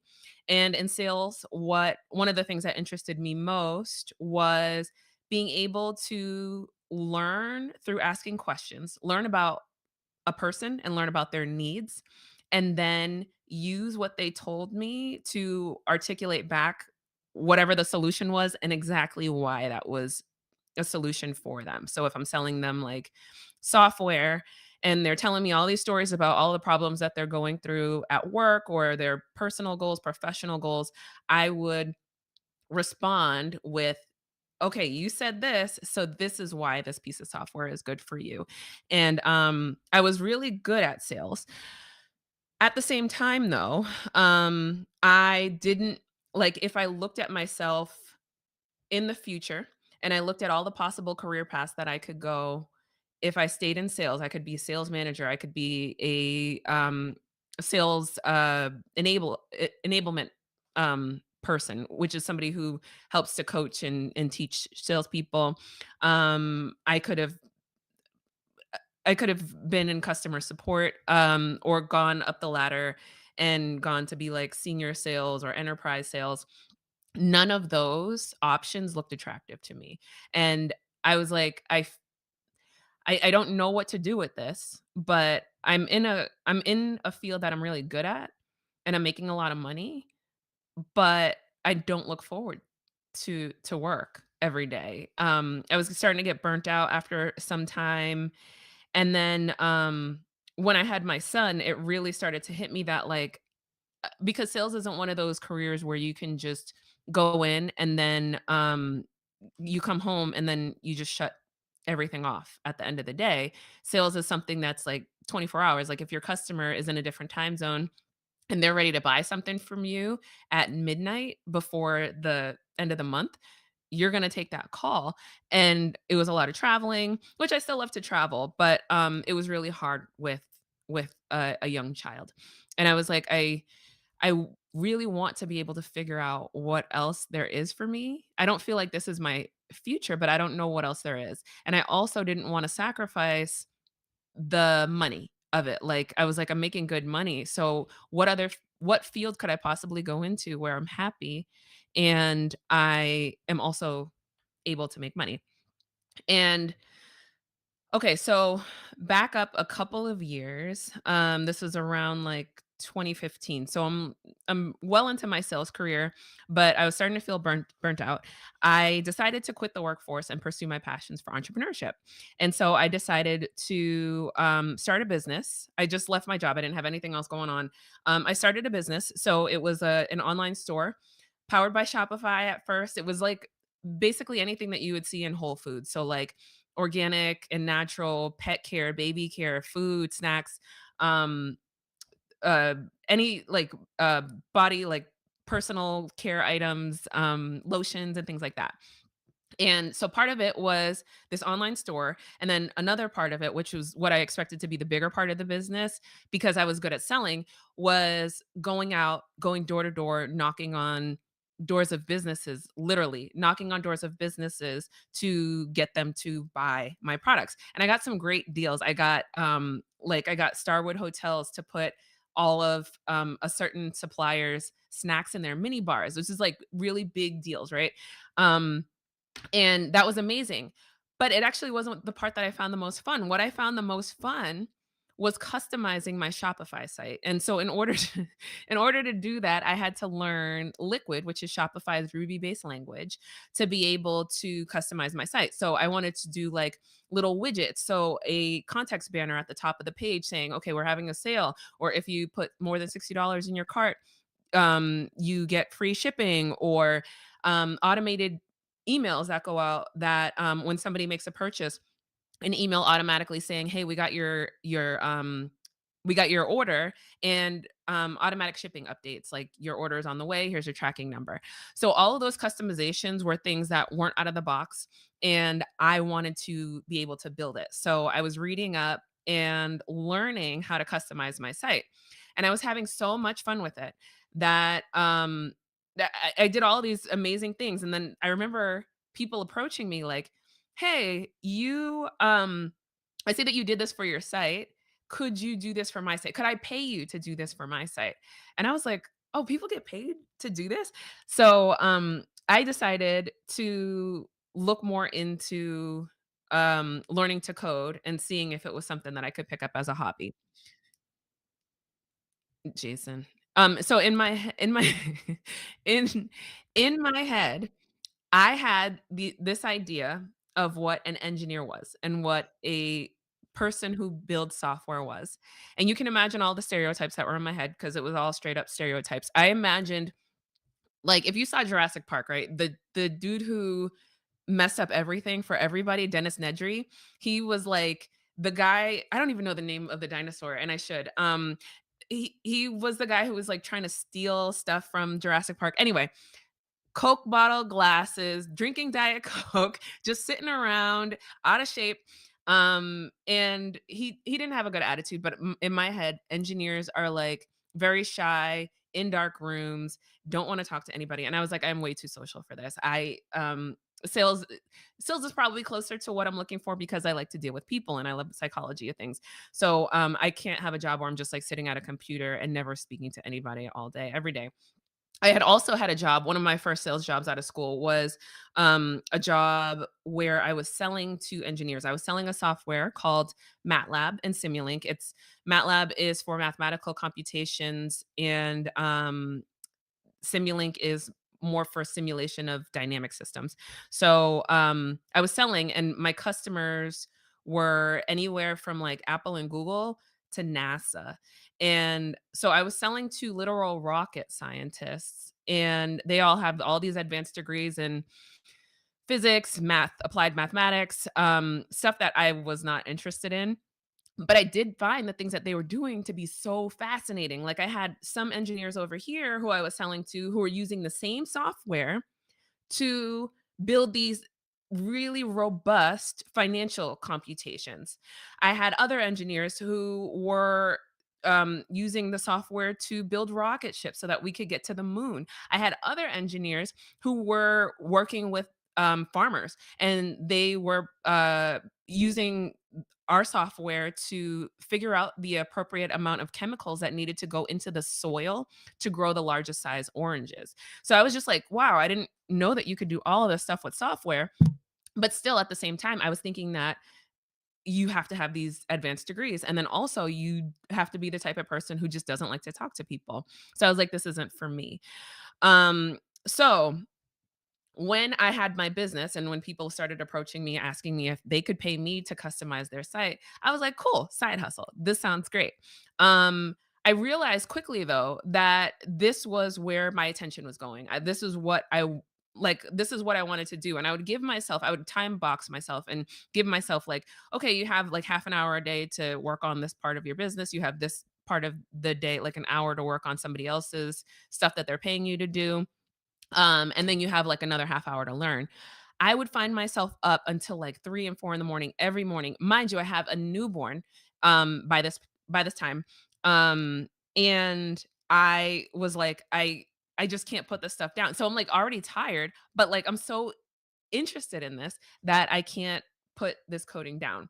So I decided one day to look into how much engineers make because I'm like, is like, do they make something comparable to salespeople? Like, maybe. I did also see around that time, it was on Facebook, I think. I got some ad for Code Academy, and there were comments underneath the ad, and it was like somebody was like, "Oh, I don't have time to go back to school." And this is back to that thought that I had in my head that you have to have this degree in applied physics, mathematics, or something like computer science to be able to be an engineer. So somebody was like, I don't have the time to go back to get a degree and start all this all over, like start my career all over. And I'm thinking like, yeah, same girl, same. And I saw a reply comment to that said, you don't have to be a computer science major to be able to be an engineer. You can be self-taught. And I was like, what? Like that to me, like that was the first time I'd ever even heard a term used like that. So I was like, oh, self-taught. I didn't know you can get into these fields without having a degree. So I started to look more into it. I also signed up for Code Academy. And that was great because it gave me the structured way to learn to code. And I chose web development because that was what I found the most fascinating, was updating my website and actually seeing as a front end engineer, I like the ability to see right in your browser all the changes that you're making and get those real time responses that let you know whether or not what you're doing is it falls in line with the rules of engineering or JavaScript or whatever you're using. Um, so I learned that I didn't have to have another degree. I didn't have to go back to school. I didn't have to know applied mathematics. I didn't have to know physics to be able to be an engineer. I just needed to know how to code. So I could learn that in any way. So I decided to join this self-paced Code Academy and teach myself to code. Because I was so interested in it, I was able to move along the curriculum pretty fast. And it was during this time where I was starting to learn to code that I was like, "You know what? Maybe this is my thing. Like, maybe this is the thing that I could do, like, I would love to do." So, again, I looked into engineering salaries and I was like, "Oh, they could make pretty decent money, like, very comparable money." So, I decided to go all in. Now, um the type of person that I am, I'm very polar when it comes to anything. Like it's either I'm all in 150% or I'm not even interested at all. You won't even know I exist basically. I won't know it exists. And so for this is my journey, like as after I've decided that I'm going to be an engineer, I'm like, okay, I'm all in. I'm going to make this happen. Now is the point where I have to get everybody else on board. I have to figure out how to get this job. I have to figure out how to get my family on board. And I I have to in my mind, I was like, this is my next big sale. Like I need to sell everybody on the fact that I'm going to be an engineer now. And so I approached it and I didn't have like any written strategy or anything like that, but I approached it from the perspective again of a salesperson. And I wanted to use the things that I knew. So I decided to start with what I knew. And sales is a career built off of soft skills. So I had already been working on these qualities of being the type of person who knows how to identify problems, knows how to ask questions that lead the other person into making a decision that you want them to make. Like sales, I feel like sales is not telling somebody like, oh, hey, I have this water bottle, buy it. It's more of like, hey, you look thirsty. Are you thirsty? You know what I got? So it's like leading. So I knew how to do that. I knew how to build rapport with people and I knew how to build a reputation. And so I decided to start there. My goal was okay. So here's one trick in sales, and it also translates to engineering or interviewing, really. Um, Assume that anything that you're selling any sale that you're making is not the person that's across from you, the one person that you're talking to is not the only person that's involved in that sale. Okay? So, using examples, if you're selling a house, right? And you're talking to a man, a woman, um that one person that you're showing the house is not the only person involved in making this decision. They're going to go off and they're going to call their family members. They're going to ask opinions of their friends. They might post it on social media, get other people's thoughts before they follow through and make that decision. The bigger the decision, like the more money that the person's going to have to spend or the more time that the person's going to have to invest, the more people are involved in making that decision. So this is a universal truth. Like decisions aren't made by just one person. There's always somebody else influencing that decision. In my head, okay, so this is my sale. My sale is to convince an engineering team that I need to be their next hire. As we know, engineers, to hire any pretty much any role, but in engineering, especially, like they're paying you a good amount of money to work for them. So this is a big purchase. You can think of it as a big purchase. So you can guarantee that there's going to be more than just the hiring manager who has input on your ability to get interviewed and to get hired. My goal then in that case is to make sure that I'm known by everybody who's going to be involved in making that decision, and I want them to not only know my name and know how to pronounce it, but also think of me before I even walk in the room. I want them to think of me as the person who's going to make them the best next hire at the company. At the time, I was working at a company called Sales Loft, which I live in Atlanta, by the way, in United States. So like southeast United States. And I had moved out here in 2019. I was working at this company called Sales Loft, and I was working as a salesperson. Sales Loft makes software for engineers. So there's an engineering team, and then there's a sales team, which is a part of the team that I was on, who sells the software to salespeople. We also use the software as salespeople because we're making, dog food. We're making the stuff for ourselves. We're making the software for our own persona. I decided that I wanted to get into that engineering team at my existing company. I made it a goal for myself to meet as many engineers as possible and just to have very casual conversations with them. But in every conversation, I wanted them to know that I wanted to be an engineer and I wanted them to know that I was a capable and skilled engineer. And so there was a Slack channel called, I forget what it was called, but like Coffee with a Lofty or something. We called each other Lofties.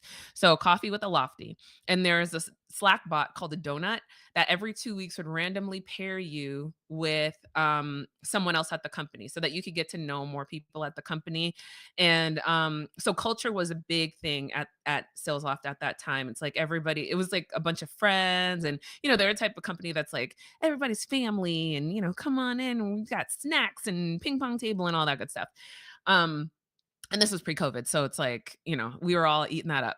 So that Slack bot would pair you with a person every 2 weeks. And so I had joined that channel, and if it matched me with somebody in marketing or in finance, I was like, nah. But if they matched me with somebody in engineering, I would set up that meeting right away. And I'm like, hey, let's go to the Starbucks down the street. And I can't wait to talk to you. Really excited to meet you. Nothing about engineering until we got to that coffee shop. When we got to that coffee shop, I'm like, hey, tell me about your journey. Tell me about how you got into tech. Like, what made you want to get into it? How do you like it? Tell me all about your day to day and all that good stuff. Then through conversation, none of this was like pushy or like, will you be my mentor type of conversations. It was just like, hey, I've been kind of curious about coding because I was coding a little bit on the side, and it seems really interesting to me. It seems really fun. Like what you're doing sounds really fun.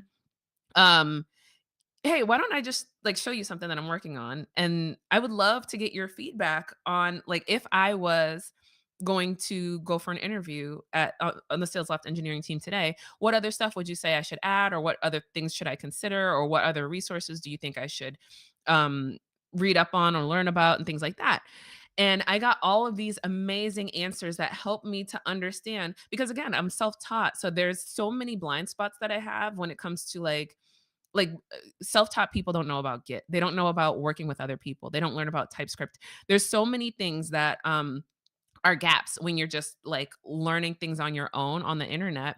So they introduced me to so much and I value that. I found mentorship in like all of these different areas. And at the same time, I'm building up this reputation where people are bumping into each other at the coffee machine and like, hey, there's this woman in sales, Shonday. Have you heard of her? And they're like, yeah. Did you see the project that she did on this? And everybody's like buzzing about me. In my head, I'm like, ooh, they're doing the sales for me while I'm not even in the room. And that was a big goal for me. And it worked out.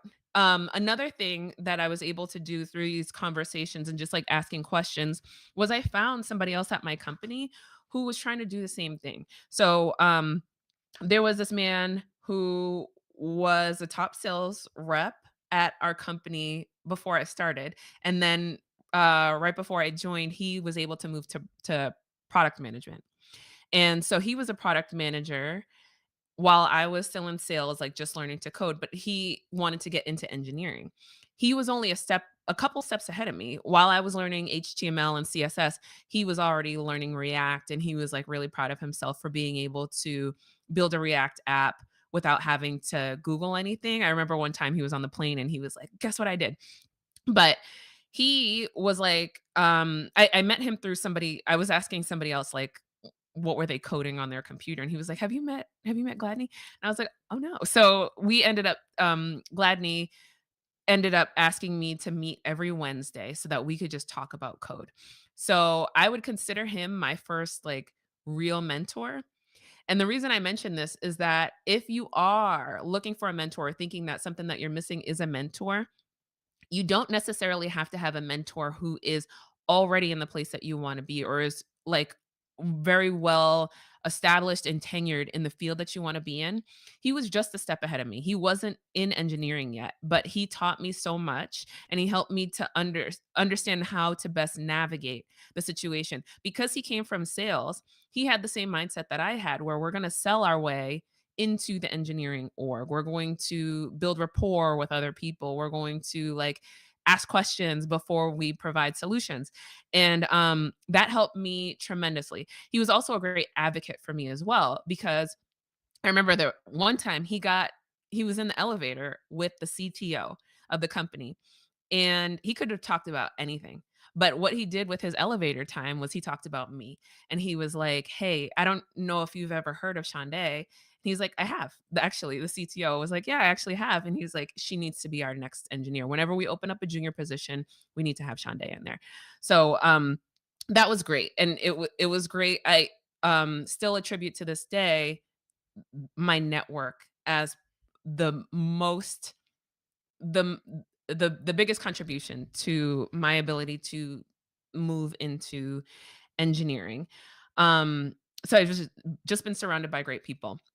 But that mentor, Gladney, he also told me about this system that the engineering team had for measuring growth, professional development outside of the normal work that the engineering team had. So they had this system called PDIs, which was basically a Google form. It was like Professional Development Initiative. I don't remember what it stands for, but PDIs.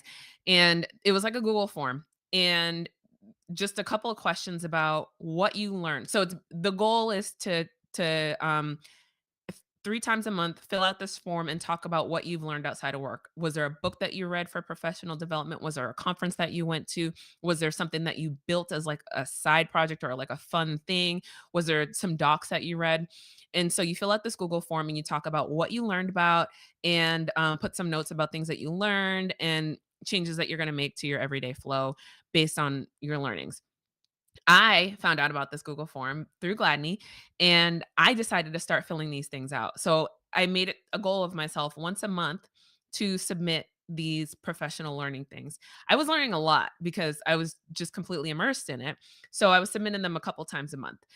When you submit the Google form, an email goes out to the entire engineering org and tells them all the details of everything that you did. So And that goes all the way up to the CTO, not to the CEO, I don't think, but people ended up forwarding the emails to the CEO at some point. So, how that happened was I I in my head was like, okay, because I'm selling to these salespeople, or sorry, yeah, because I'm selling to the salespeople, our customers.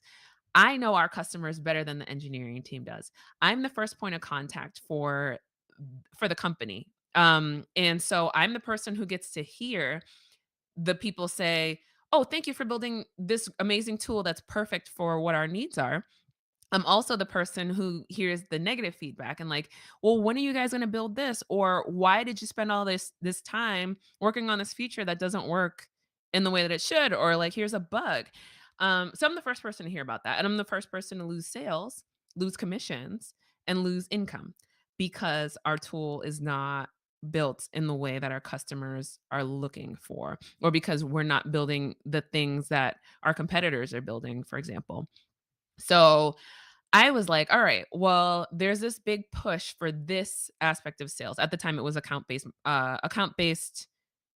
ABM, account based marketing, but also like account based sales. So ABS. And I used our API to build an extension of our tool that fit our needs. The lesson in this part of the story is that when you're thinking about projects, a lot of people will ask, like, what's the best project to build? And my answer to that is build the thing that you need.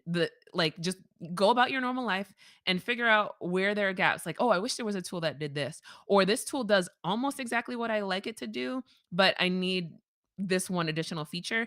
Build that feature, or build like an extension to something else. Use an API and build an addition onto something else that benefits you. And so that's what I did. I was like, hey, I need to be able to look at my sales accounts in this way. So I'm going to use our API and build an extension that allows me to organize my sales stuff, my territory in this way. And I submitted that as a PDI. And then the manager, like some of the engineering managers were like, wow, this is really cool. And I love the reasoning behind it. Why don't you build this too? Why don't you build your own server? And I'm like, bet, I got it. So I'm going to do it. So I built my own server. So I'm like, now it's going back and forth where we're challenging. Well, they're challenging me and I'm like meeting the challenges. So I didn't think about it until, well, actually just now. I didn't think about it until just now, but this is kind of like a bunch of take home exercises really. And so it was a great way for them to get to know me and also get to see my technical skills at the same time. So there was one day where somebody forwarded my email to the CEO and they were like, the CEO emailed back and was like, "This is the best accomplishment that I've ever seen." And I was like, "Yeah, Shande. Yeah, Shande. Okay, okay, we're getting somewhere." so so that was really exciting, a really exciting moment for me. Um the hard part was that we okay, because COVID started at some point in 2020. And this was around that time. So then we started all working remote, and there weren't like people were laying people off. And it was hard for us because our tool was a nice to have. So there were a lot of people who were canceling their one, like there were these huge deals that I had that I was like, "Oh, I'm going to get these in and I'm going to hit my quota. I'm going to surpass my quota." All those deals started pulling out. People started getting laid off. I was making calls to my customers and they were like, hey, I'm actually not even with the company anymore. I got laid off yesterday." So it was getting really hard and it was getting really scary. So 2020, a lot of stuff happened. 2020 was my year that in the beginning, I was like, this is going to be my year for change. And it's all good. It's going to be all good change. I decided I wanted to be a single mom. So that was when I became a single mom. I bought a house.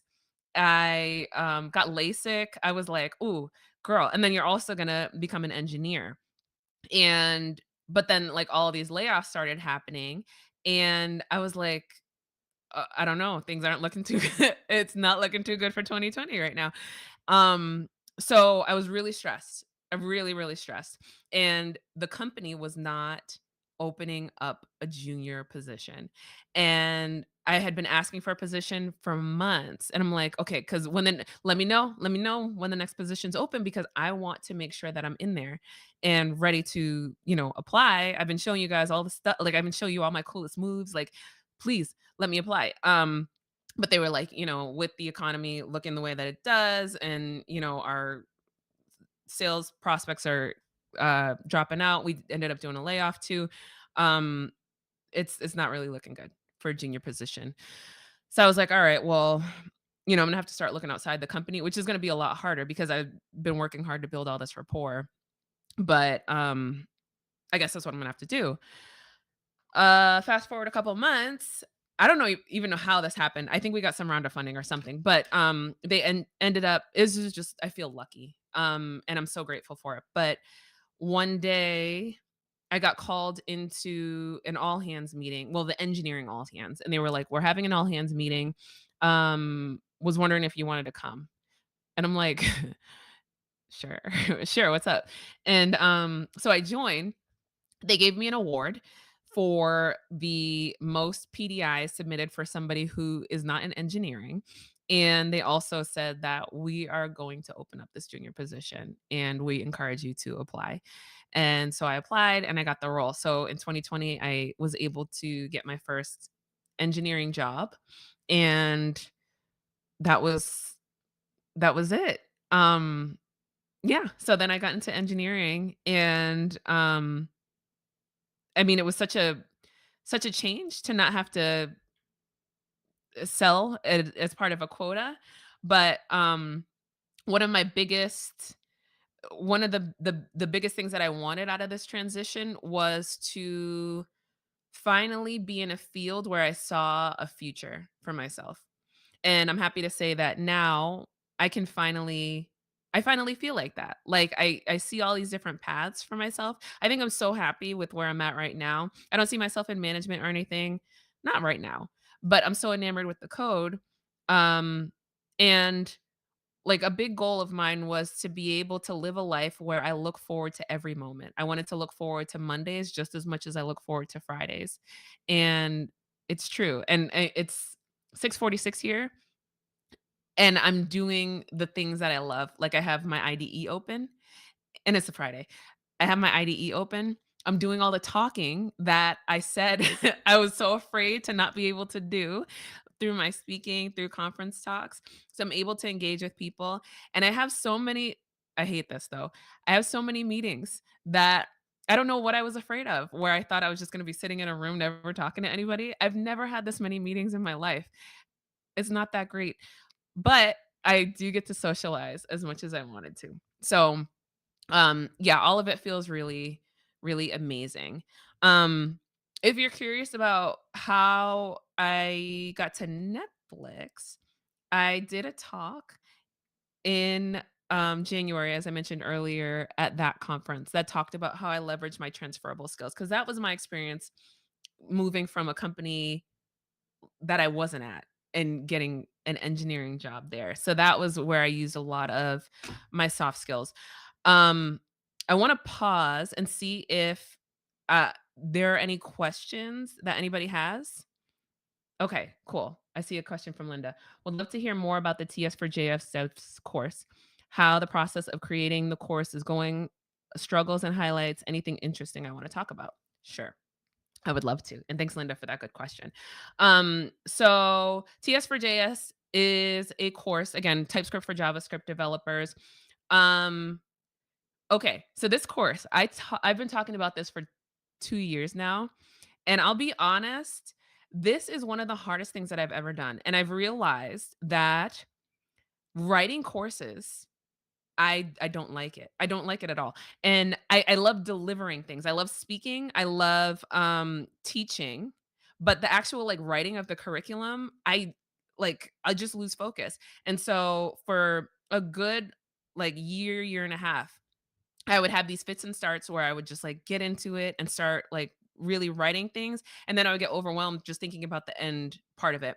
Um, right now, I'm at a really good point in my life where I've just found this renewed focus and I've been working very diligently for the past like couple of months. So I'm really excited to release this first as a workshop as part of the Epic Web. So if you know Kent C. Dodds, which you probably do, he has this entire like suite of, it's basically like a tech university.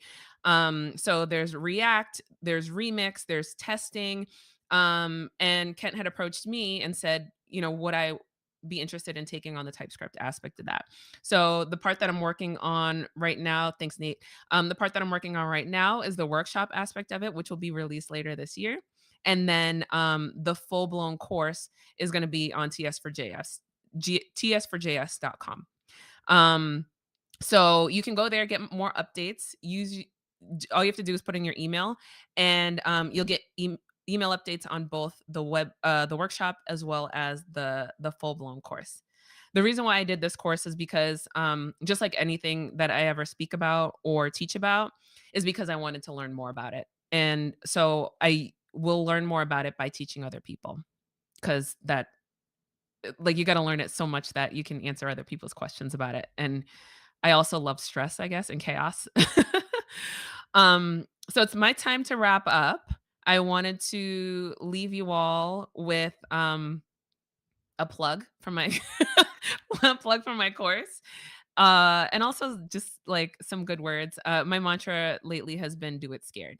And again, this course is something that, like, one, I don't like writing courses now. And I've also been really scared to put it out there. I think the biggest part that I'm scared about is being scared to fail.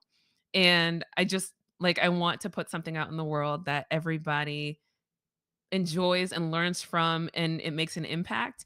Um I'm so scared to do it, but I'm doing it scared.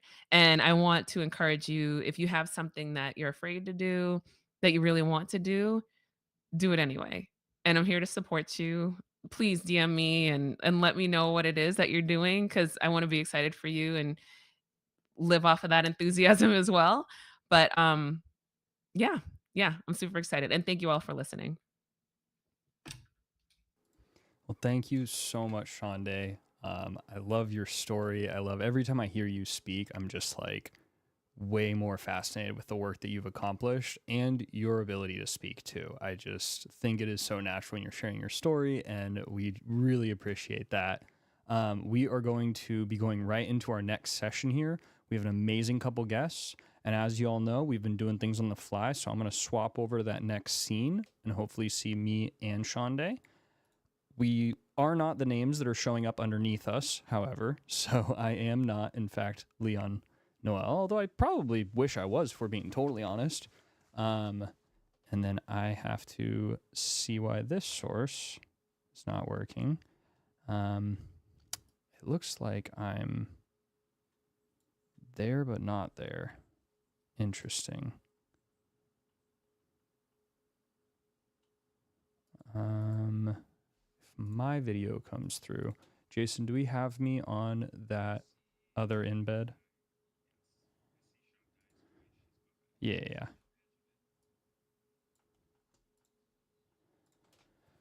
Yep, a little bit of a cropping issue there, but want to make sure we can get my video feed up so we have both Quincy and Leon. And also, for anybody who is coming over from the 100 Devs community, welcome. I know y'all were just finishing up a call. So glad to have some of you popping into chat here. Can already see some activity. And again, as a reminder, I haven't checked recently, actually. I should check the page, or Jason, maybe you could see that. But last I checked, we were at 90% of our goal for Jacob's Family, y'all. And if you're just tuning in, this whole event, there's no profit or anything coming off of this, but the event is a fundraiser. So we have our incredible sponsor, Clerk, as well as tons of generous donors from the community, just friends, family, people that have pitched in to help out a member of the 100 Devs community. So Jacob, his wife was diagnosed with stage 3 cancer this year, and they have been working through that, which is just devastating for a family.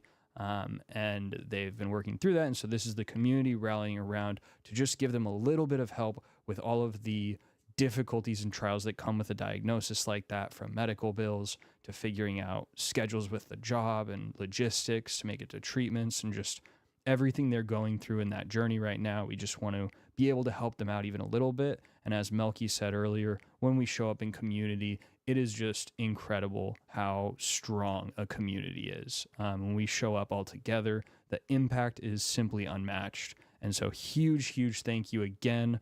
I think I actually lost the ticker somehow in moving things around. But yeah, no, we'll get the ticker at the bottom of the screen there. You can see our list of donors scrolling by. Just so many incredible people from the community. So thank you again to everybody who's given. And do we have Leon ready to go? We need to get them in the call still. All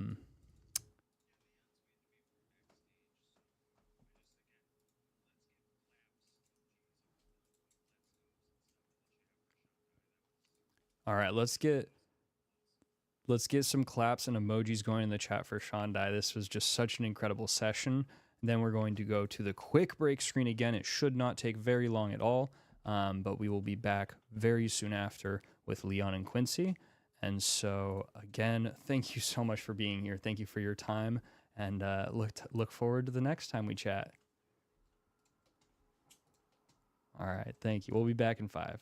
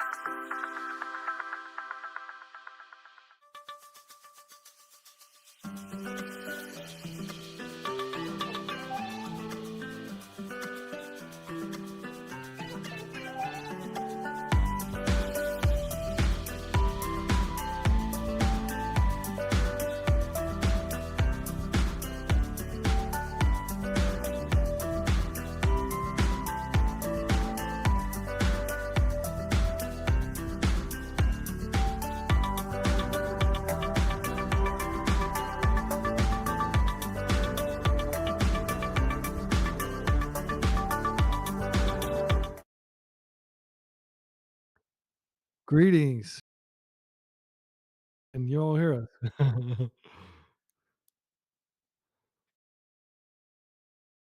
All right. Awesome.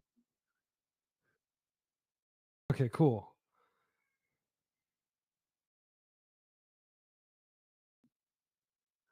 All right. Ye-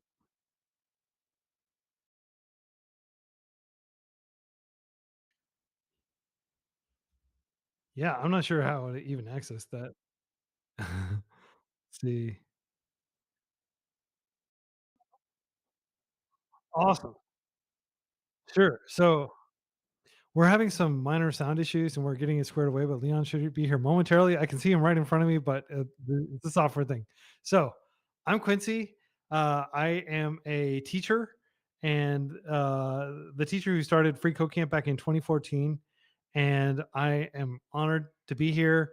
Uh, Definitely want to send my love, my support to Jacob and his partner as they go through this diagnosis. I'm absolutely hopeful that some of the people listening to this right now will consider going into applying their burgeoning software engineering talents toward helping cure some of these diseases out there, like cancer, various cancers that affect people. So, but yeah, I'm just here in Dallas, Texas, where I moved from the Bay Area a few years ago, right before the pandemic, and I'm really hyped up to talk with Leon as well.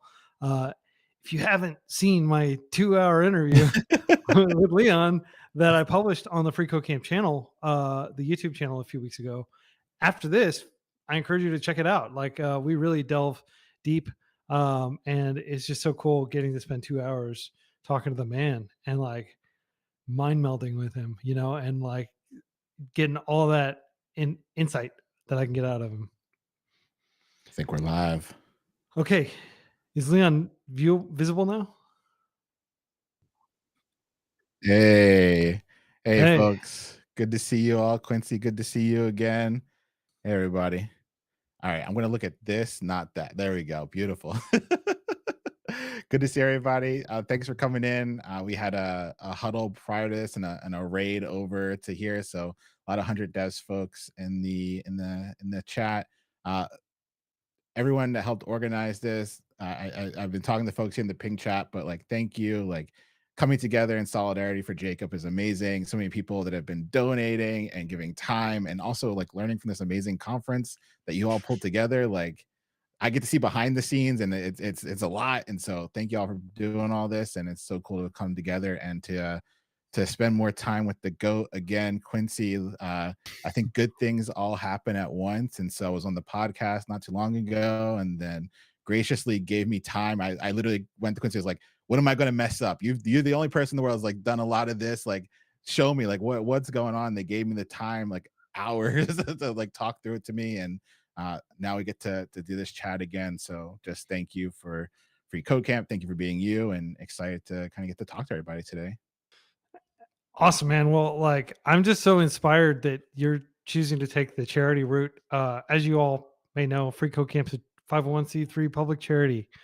We have no owners. I donated all my equity that I had to the when we got tax exempt status, and yeah, like it's a different road than like the tech startup road. But if you're not optimizing for just being like really wealthy, but if you're instead optimizing for building like something that is going to last, charities are extremely durable organizations if they're well run. And there are many charities, name brand charities that you've probably heard of, that have been around for, in some cases, like hundreds of years. And we're hopeful that Free Code Camp will similarly be here hundreds of years from now to provide free learning resources for people who want to learn new skills. That's amazing. And I think we're here to talk about journeys, right? And so Yeah. I think it'd be really wonderful to hear a little bit about like your journey into tech and like the beginnings of Free Code Camp, and like why you made those decisions and kind of led the way for other folks to maybe make some of those decisions as well. Like what was the why? Yeah, well, I've written like really like almost kind of embarrassingly autobiographical in my book that I published. That's freely available if you search "Learn to Code book." I believe on Google it should be one of the top results. Be sure to click on it, Google that, and click on it, and then hopefully that tells Google, yes, this is a good resource. We should continue to recommend this high up in Google. But in short, like I was a teacher and a school director. I'd been running schools in the U.S. and China, and I just wanted to make my school more efficient because it wasn't that efficient. Like our teachers were spending a great deal of their time chained to their desks, like trying to like do grade reports, trying to do attendance reports, trying to do immigration reports, because we had a lot of like our students were mostly international, and just like it was a lot of paperwork and like stuff that didn't involve being face to face with learners, helping them learn. And so I was just goofing off, basically trying to figure out ways that I could automate various things around our school, like various routine processes. And I started using like this tool called Auto Hotkey to manipulate where my mouse would be, like, and where my like keystrokes and like Alt Tab back and forth between apps, and basically copy paste data and do all that stuff. and it was amazing, like how much I could do with just this, and it totally changed the way that the school operated. People were really happy to be there. People were really happy to spend more time with the teachers. The teachers were happier. Students were happier. Our school won an award for like, the fastest growing school in the school system because so many people were transferring in. My daughter's over there. So I just decided to double down and like learn even more coding, and so I did. Like I read a bunch of books. I joined a local hacker space, the Santa Barbara hacker space, and spent a lot of time over there just hanging out, giving presentations on various topics, trying to teach people what I was learning as I was learning. And um, it was like a really great experience. And then I gradually decided like I'm going to learn to code properly. I'm going to become a developer. So I spent about 9 months just learning to code like full time. Basically, I had some savings. I left my job. My wife had insurance through her job, so we could do that. And I just went like all out, like every day, Wow. learning as much as I could. And then I eventually got a job as a developer and worked as a developer for a couple years, both of that job and just doing freelance jobs. And then I decided I'm ready. I want to like teach other people what I've learned. And so I started a big project that took about, I don't know, like 18 months, and it didn't go anywhere. It was like a total like big upfront design, Yeah. the opposite of lean startup type methodology. And then I just like, what if I just simplified all this stuff? And then that was Free Code Camp, and that kind of picked up steam. So Just a little bit. yeah, that's like the very abbreviated story. And I don't like to talk about myself too much. It just feels Yeah. like uncouth. But yeah, and my munchkin is jumping around. Hey, Josh, you're supposed to go to the other room. Well, I The think show? that journey has led to millions of people on a new pathway in life, which is pretty wild to hear. Kind of that first hop, skip, and a jump. What kind of keeps you going these days? Like what's Yeah. the big thing that keeps that flame alive? I get the emails every week, so I see Yeah. the hustle. What's keeping Yeah, I you mean, going? like you keep me going, man. Like people like you. I just published an interview with Ben Awad earlier today. Ooh, that's a He's good one. building like, I like to call it like kind of like support animal. It's like Mhm. support Pokemon, Void pets, right? Yeah. emotional support. Yeah, void pet. Yeah, that's right. So like I talk with him. I'm talking with a lot of other devs. Like I talked with CSS artist, Cass Moreno the other day, and like I'm like trying to get as much inspiration and get as fired up as possible about like people who are kind of exploding onto the space. Very few people, of course, having the suddenness with which everybody knew who Leon Noel is. But it's just like that's how I stay inspired. I look at everybody else working so hard, and I'm like, I can't slow down. I got to keep going. So yeah, it's very much like that. That's a huge kind of extrinsic motivator for me. That's amazing. Yeah, That's wonderful. and I And want to I want to flip it around and ask similar let's questions to go. you. If Yeah. that's cool. Yeah, Yeah. of course. Like of course, like I know a little bit about you from our 2-hour conversation and some other conversations with you, and just observing you over the years. But like, what inspired you to start 100 Devs? And maybe you can talk a little bit about resilient coders and how the two Yeah, are sure. linked. So I had been teaching for a while. I was teaching at General Assembly for a while, kind of like as like boot camps, like coding boot camps became a thing. I was very early at GA. I taught like second coding class ever. I think it was a TA, and then I went on to like teach for a very long time with General Assembly. And what I started to realize is that a lot of these folks were doing really successful. Like they were coming in, they were learning these skills. It was like 12-week course, and they were getting like phenomenal jobs. But nobody looked like me. Nobody came from where I came from. They were paying a lot of money to kind of get into those courses initially. And so I started looking for other orgs that might be doing similar work. And in Boston, we had something called Resilient Coders. Back then, it was our founder, David Delmar, was trying to kind of work with court involved youth, like folks that were on the verge of getting in the system, coming out of the system, and like trying to give them a different path forward. The dirty little secret is the first dollar we ever took into Resilient Coders was from the Boston Police Department. I was like, they're like, hey, maybe we can give you this money first, and then they won't wind up incarcerated. And we tried to build a system for it, and that worked. We were trying to like be like a community program that was working, and then we decided to say, you know what, let's build a boot camp. Like, let's build a coding boot camp for folks of color in the Boston area.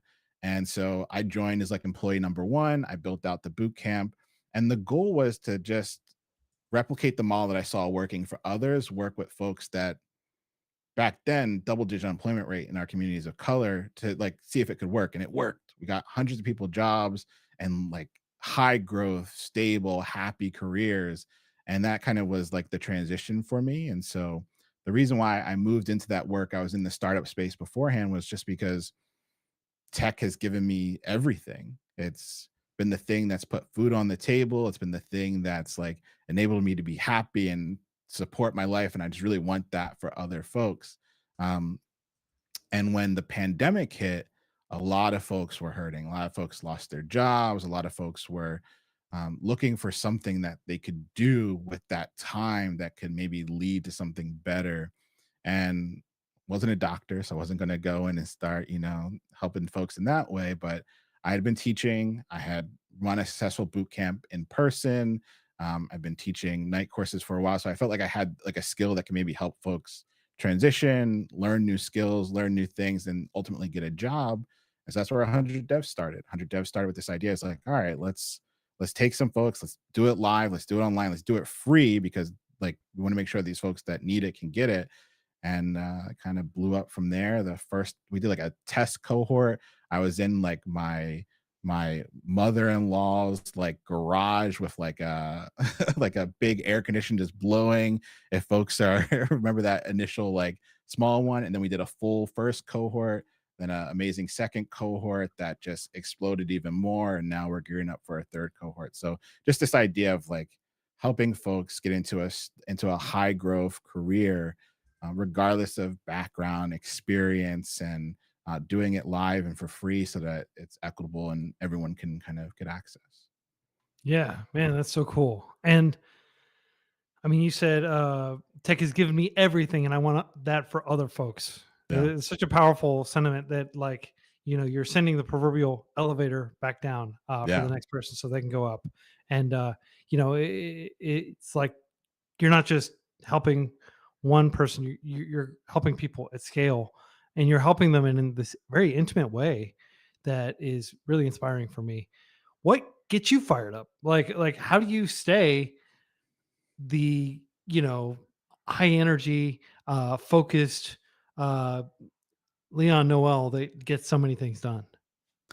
I think there's a couple of things. One, I mean, honestly, like talking to folks like you and seeing like the impact that can be had in this space is amazing. But for me, it's really just community, right? Specifically, 100 Deaths for Us is all about community, and it just takes like one person like winning, like when somebody gets a job or someone develops a skill set or a belief in themselves that they can get to that point in life, that's like a little bit of a little high that you run. And I think there's just so many like little those wins that we kind of just keep having with 100 devs, that like, all right, if one more person can get a job, it's worth showing up for another week. And then we get more and more. And then I think the next phase that we're doing is we're trying to build more equitable pathways, which include like actually paying people to Yeah. learn. The beautiful thing about Resilient Coders is that it's fully stipend. But that takes a lot of capital, a lot of donations, a lot of fundraising to like make that happen. And so we paid out one of our first like actual folks came through the agency, did some work, got paid. They were located in Egypt. And so like this idea that we can build a system that folks can learn, they can get paid to learn, I think is kind of like the next thing. It's like, all right, I want to make a big swing. And I think that's the next big swing. We were just talking about this on the huddle beforehand. There's a lot of things I think if we can get right, will make this journey better for a lot of folks. And so that's kind of what gets me excited. I go through phases where like building and wanting to build something like different, and this is kind of giving me that energy because I see the Yeah. impact it could have. I could see like the actual payment go through, and this is actually something we talked about. Like when you gave me that time earlier this week, the impact that one could have with when we surveyed our community and we said how much would you need to focus on studying, it was $200 a month to just be able to focus, because for a lot of folks that are in places that aren't necessarily the US, that goes a really long way. Yeah. And so if we can figure out even at that amount, like that amount for a lot of folks at scale, that's a really exciting challenge, and that's kind of what's getting me fired up. Yeah. Yeah. Yeah. I mean, $200 and you're basically freeing somebody up to be able to develop these skills, and then they're going to be Yeah. able to turn around and create so much economic activity with those skills, and they're going to potentially be able to, almost kind of like jump social strata, so to speak, That's the hope. and Yeah. become like a knowledge worker essentially. Yeah, If they can exactly. they can do that. And I've talked with so many people who have been like truck drivers, Mhm.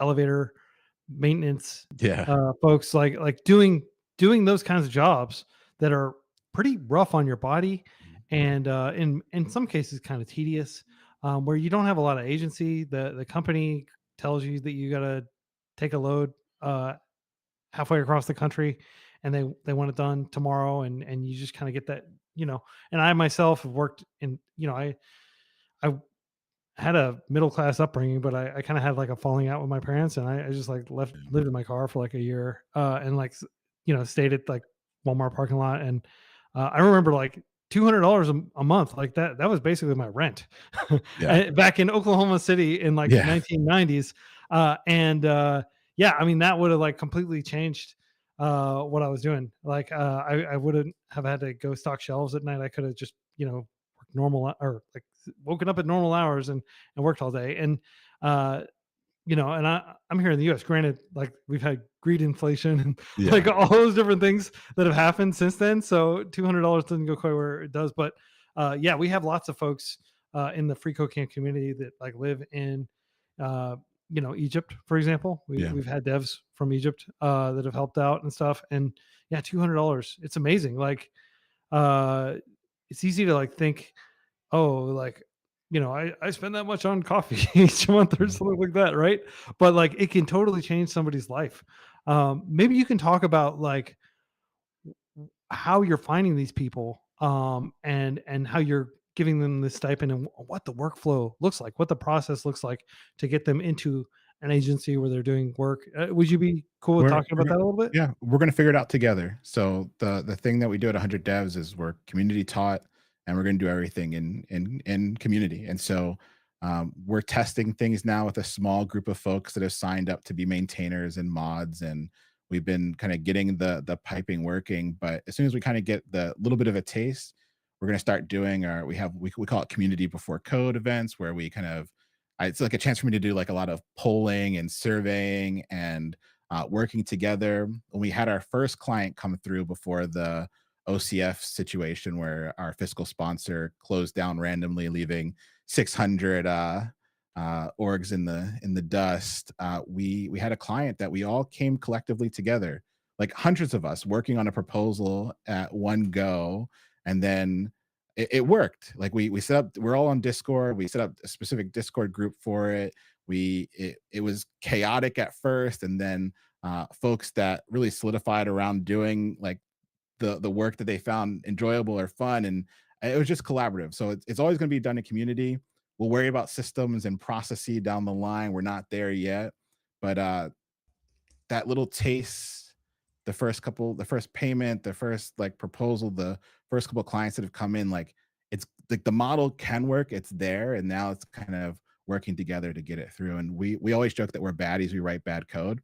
And so it's going to be bad at first. It's not going to be great. It's gonna be weird. It'll be funky, but through that process and through the community and working together, we'll get to a point to where I know that it'll work. And because that's what we've done this entire time. Like to answer so many questions at scale. Like our Discord always has so many groups that are meeting. Shout out Banky Brunch. Like it just it grows because of community and the people that like selfishly give their time to help others. There's no doubt in my mind that we'll get to where we want to go, and we'll figure it out along the way. Yeah, man, I love Yeah. that. I love that approach, that faith in your own judgment Yeah. and in the ability to kind of like, it's like a pathfinding algorithm, you know, like we're gonna get there eventually. We're gonna figure out a path, and then we're gonna refine that path and systematize it. Like I Yeah. love that. By the way, I don't even drink coffee. I don't spend $200. That was just a random example. I don't want people Well, to think like I'm going to Starbucks yeah. twice a day. Well, one of the things I really loved about Free Code Camp was your like localization initiatives, like getting it to work in different languages. Can you Yeah. speak a little bit about that and like why you Yeah. decided to kind of go that Man, route?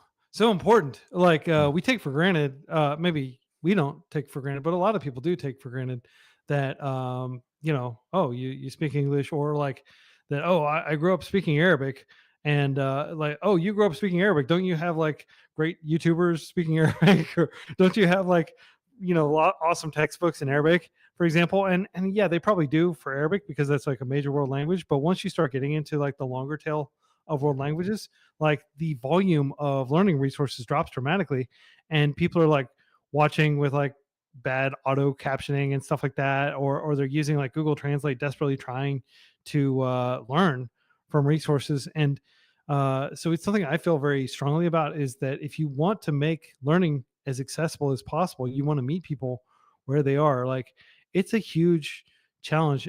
Anybody who's in the audience who's studied a second language, or grew up a non-native English speaker and has had to kind of like find a way in like an English dominated world, media world, really.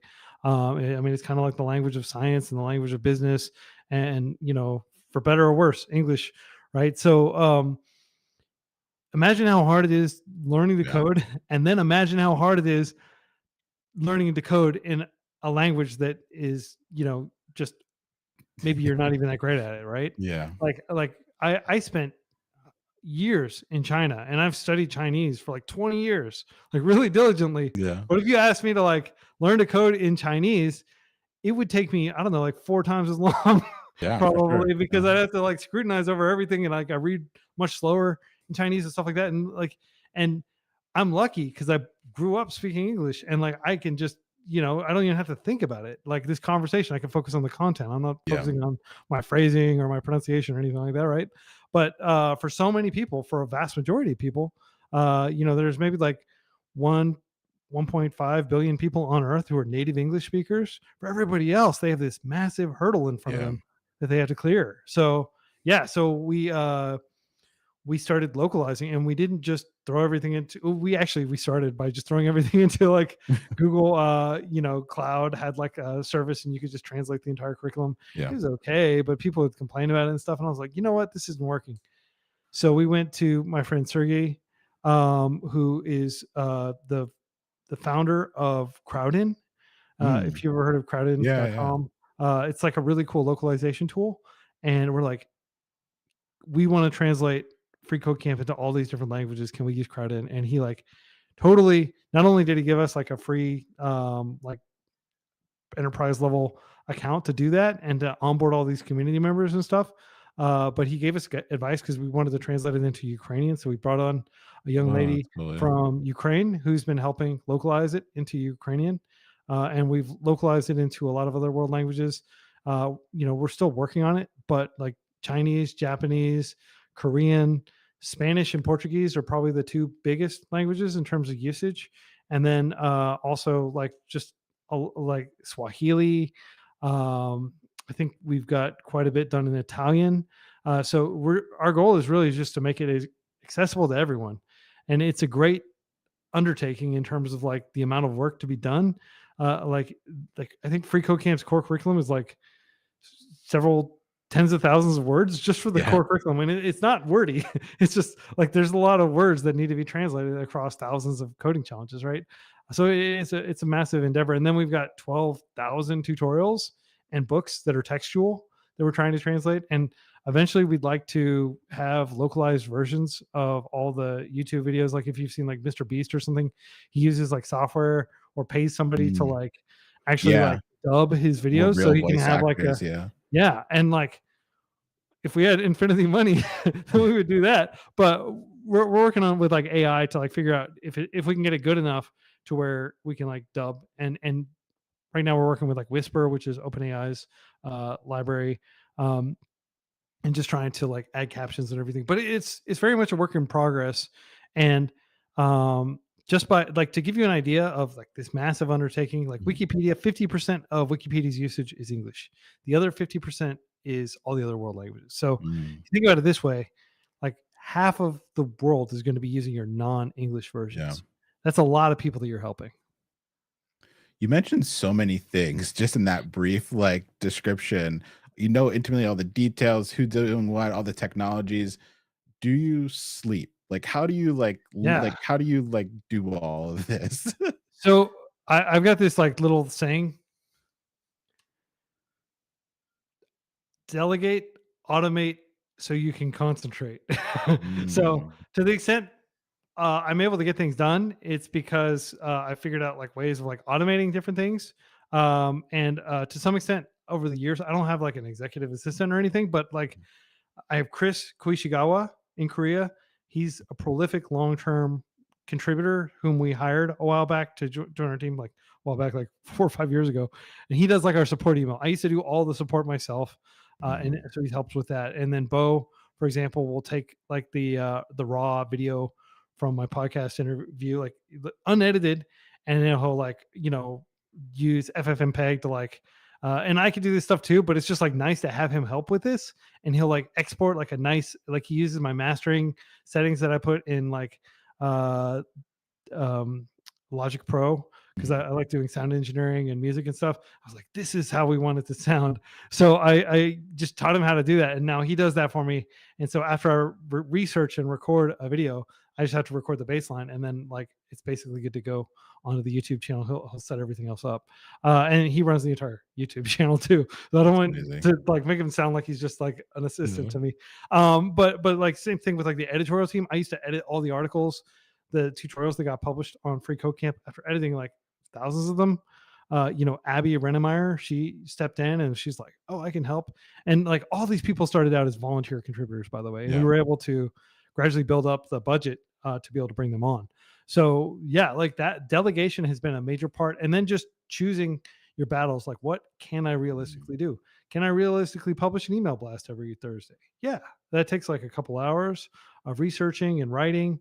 And can I do a podcast interview every week? Yeah, that takes like maybe 2 or 3 hours of research, 2 or 3 hours to record, and then like another hour or so to get the article, all the RSS stuff done. Yeah, I can do that. Can I have like a huddle? I started calling them huddles because you pointed out that the word stand up is ableist, and a huge proportion of the people on earth can't stand. Like 15% of Americans live with disabilities, right? And a lot of those involve, being in a wheelchair. And so we don't use the term stand up anymore. We call it a huddle. Make the So homework. like, Yeah, let's go. yeah. Can I lead a team huddle every week? Yeah, that takes like an hour. And then just like I prep my notes and like you once you decide what is worth doing, there's actually plenty of time in the day. You just have to be selective about what gets done. And for example, like I work with a lot of organizations that want to create grants for Free Code Camp. Like we published, a course from TensorFlow, like Google's TensorFlow team. We developed that course. Kylie Ying teaches the course. She does an amazing job That's called amazing. Yeah. Machine Learning for Everybody. And so like I broker those deals. I go to those meetings, and that takes a lot of time, but it's worth it because like, hey, we just got tens of thousands of dollars from some company. Like Yeah. that's going to help us pay for a lot of servers. That's going to help us pay for a lot of payroll. So it's easy for me to justify certain things that are high enough priority, if that makes sense. And for everything else, we just don't do it. Like, we have to kind of like decide what we can and cannot realistically do well, and just focus. That's amazing. I just want to point out we had in chat a little while. We're getting super close to the goal, folks. Over 90% of the way there, like super close. Like it'd be great to close it out in day one if you're able. That'd be amazing. We also got a lot of folks here in chat. It's really good to see everybody. Yeah. Yeah. Leon, like I've got a question for you. I don't know if this is like cool to ask, but like you're somebody like who could have just kind of like disappeared into the sunset, so to speak, like ridden off on your horse and been just like a happy like developer who but you didn't do that. Like you just came back and like it's got to be a ton of work. I mean, it sounds like it's like I wouldn't be surprised if you actually worked more than I do. That's so cool, man. Like, was there like a particular moment where you thought like, "Hi, I can just peace out and like take it easy with my skill set and my savings and everything"? Do you remember like a particular inflection point where you were like, "I can do more"? I have a weird thing that I like to work. Like I think that's like one of those I like to build, I like to do stuff. Um, so no, I don't think there was ever a moment where I went into like peace. And I also think that like I think I have some like very key experiences that drive what I do. And it's very hard to my detriment, maybe even um not keep pushing. And so for me, like I had a period where I lived in a van. Like it's so wild to hear your story, but like period I lived in a van. I had a period where I knew what it meant to be hungry. I knew what it meant to not have any food in the shelves. And the reason I actually started freelancing was because I didn't have any money left. Called home, couldn't get any money. I was down, and posted on Craigslist, "Hey, I can build a website." I've been building sites. I've been coding for a little while in university, and somebody responded, paid a deposit. I skipped all the way to the supermarket, bought pasta and pasta sauce to last me for a really long time, and that's like when I knew that this was something special. And I think once you've gone through that experience, once you've been in the car, once you've had none of the food, and like that stays with you, and when you see that there's such a clear path for folks to learn these skills. You don't need a degree that can lead to one of the happiest, like statistically highest growth careers. And it's just silly that people have to go through those other experiences that we went through. Yeah. And why not build that and continue to build it? And so yeah, as things get hard, like that's what I come back to. That's the thing I think drives me. And I think if you haven't gone through that, maybe you look at the world different and would make different moves. But there's no way that I could ever justify charging for a course or not giving the time to help folks that are kind of down and out, like Yeah. I've been there. So you don't you don't want that for anybody. Yeah. Yeah, man. That's really Yeah. cool that you've got that empathy you Yeah. carry with you to this day. Um, Super important question. yeah. And Top, maybe I'm sorry. oh no, You I were have a gonna ask really me a important question. question for Okay, I you. thought Yeah, you were yeah. complimenting my Really question. important Yeah. question. No, sorry. Go ahead. Top actual arcade cabinet of all time. Because you got X-Men going on in the Yeah, background. this is the 4-player Yeah. X-Men. Yep. 4-player arcade cabinet. Man, Mhm. I mean, like in terms of like sheer like nostalgia, probably just like the original like Street Fighter 2. I know that's kind of like a very vanilla answer, but like I spent so much time doing Shoryuken, Hadouken, like just and like when I was a kid, you go to the arcade and like there'd be cigarette burns all over the thing, and you'd have to put your quarter up, and there'd be some big like older kid who totally beat your butt, and then you just have to wait back in line. You're just like, oh, and like they'd be like guile, and they'd be like flip kicking every time you jump, and then they'd just be like throwing the sonic booms at you, and you couldn't do anything, right? And like I remember just being so frustrated, and then eventually picking up E Honda, and like figuring out, oh wow, I can like I can butt stomp them basically and like do all these the ranging and yeah. And so I don't know. I would definitely say the classic Street Fighter 2 that like if Love you it. grew up in the 90s, you probably went to the arcade and it was just surrounded by throngs of teenagers, right? Yeah. How about you, man? Like what's your top It's arcade kind of machine? hard to like. I got to do the top three. The X-Men you Okay. got going is definitely up there. Teenage Mutant Ninja Turtles, the Yep. the original cabinet, and then The Simpsons is always like the one I'd like. Yeah, go back Yeah. to.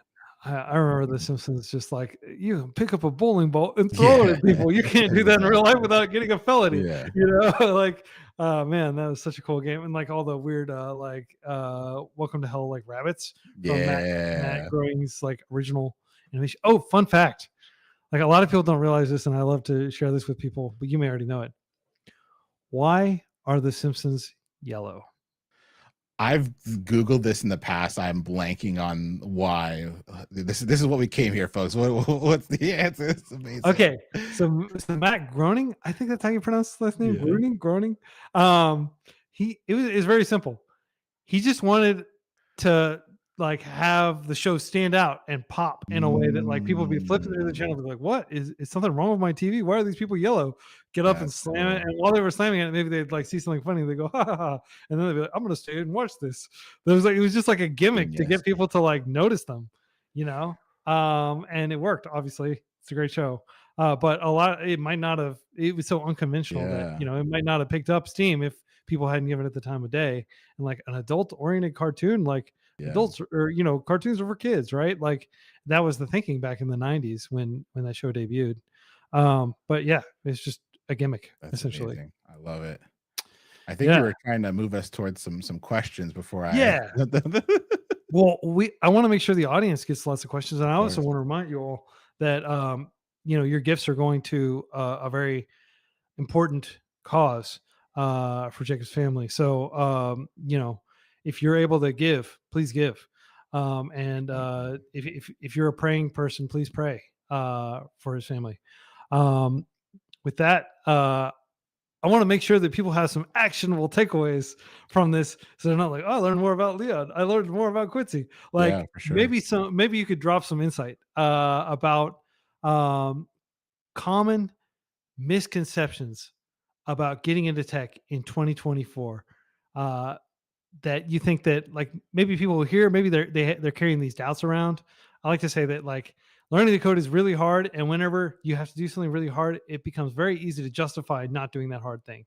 Yeah. And so what are some, I think, excuses, some cop outs that people may use to like, oh, I'm just gonna, watch some more Netflix instead of going and coding, or I'm just gonna, I'm not gonna wake up this early. I'll do coding after work, and then of course after work you're too tired. Like you gotta get up early, right? But like, what are some things that you see people tell themselves that like kind of undermine their journey? I think there's a couple pieces. Like, of course, the big one right now is AI, right? Um, I kind of get real spicy in my huddles about what my take on AI and its future, but I think you kind of hit on something really important that for some folks, I mean, most folks that want to learn how to code don't learn how to code. And they may not have the privileges to actually be able to learn, but one of the saddest things is when someone does have that privilege and the ability, for some reason they let other folks get in their brain and stop them from getting to where they want to go. And so AI is one of those like easy tickets out right now. Oh, it's going to do this, it's going to take the jobs, it's going to do this. But what if it does? What if it does? What if it does, right? Like we're still going to need folks to integrate that. And if it does take those jobs, then guess what? The 2,000 call center workers, they're gone. The 2,000 truckers, they're gone. So I'd rather be the person that like knows the code, can integrate the AI, and is like fixing all these other businesses, being the implementation, than the person riding in the street. So if you need an off ramp, like you can always figure something out. There's always in tech something that we pin that should be why you stop. When I first started, it was offshoring, then nearshoring, then no code, then AI. And if you just lean into that, you would have for the past 20 years not been learning and not progressing and not getting to where you want it to go. And so I think so much is about just like picking anything, pick a path, like pick a path, see it through, learn a skill. Because even if that skill isn't the thing at the end of the day that puts the job or the money on the table that you want it to be, you've now learned how to learn and you can apply that to something else. Because a lot of us haven't had to learn like seriously in a very long time. And so any path that you pick, that you put in the time, the energy, you get life right so that you can actually learn it, is a huge step that millions of people just don't take. So even if it's the wrong thing, even if it's not the right thing, even if it's the thing that changes fundamentally within 3 months, you're still so far ahead of everyone else that it just makes no sense to not delay. You should start today. Yeah, 100%. What That's are a you great way seeing? to. Yeah. That's like a great way of looking at it. Is like at the very worst, oh, I learned this skill and the world moved on, right? Like Yeah. people used to complain about like, oh, too many JavaScript frameworks. It doesn't matter. Like I'll learn one and it'll be completely obsolete. But if you look at like the JavaScript frameworks have largely solidified around a few key things that people learn, and it's not like if you learned to code like 10 years ago, your skills are still very relevant. Like, yeah, maybe like 20% of what you would have learned has become like outdated practice and you just need to Yeah. keep retooling. But like, that's any field. If you want to be a physician, if you want to be a lawyer, you got to do like continuing professional education throughout your career because there's an assumption that the state of the art is going to move on and you better keep up with it or you're going to get left behind. So, yeah, I think I'm right there with you on AI. I think it's really impressive and it's inspiring, and I use it all the time. But I've talked to a lot of very smart people on the Free Code Camp podcast over the past, really over the years. But like I just restarted doing it about a year ago. Jeff Atwood, Joel Spolsky,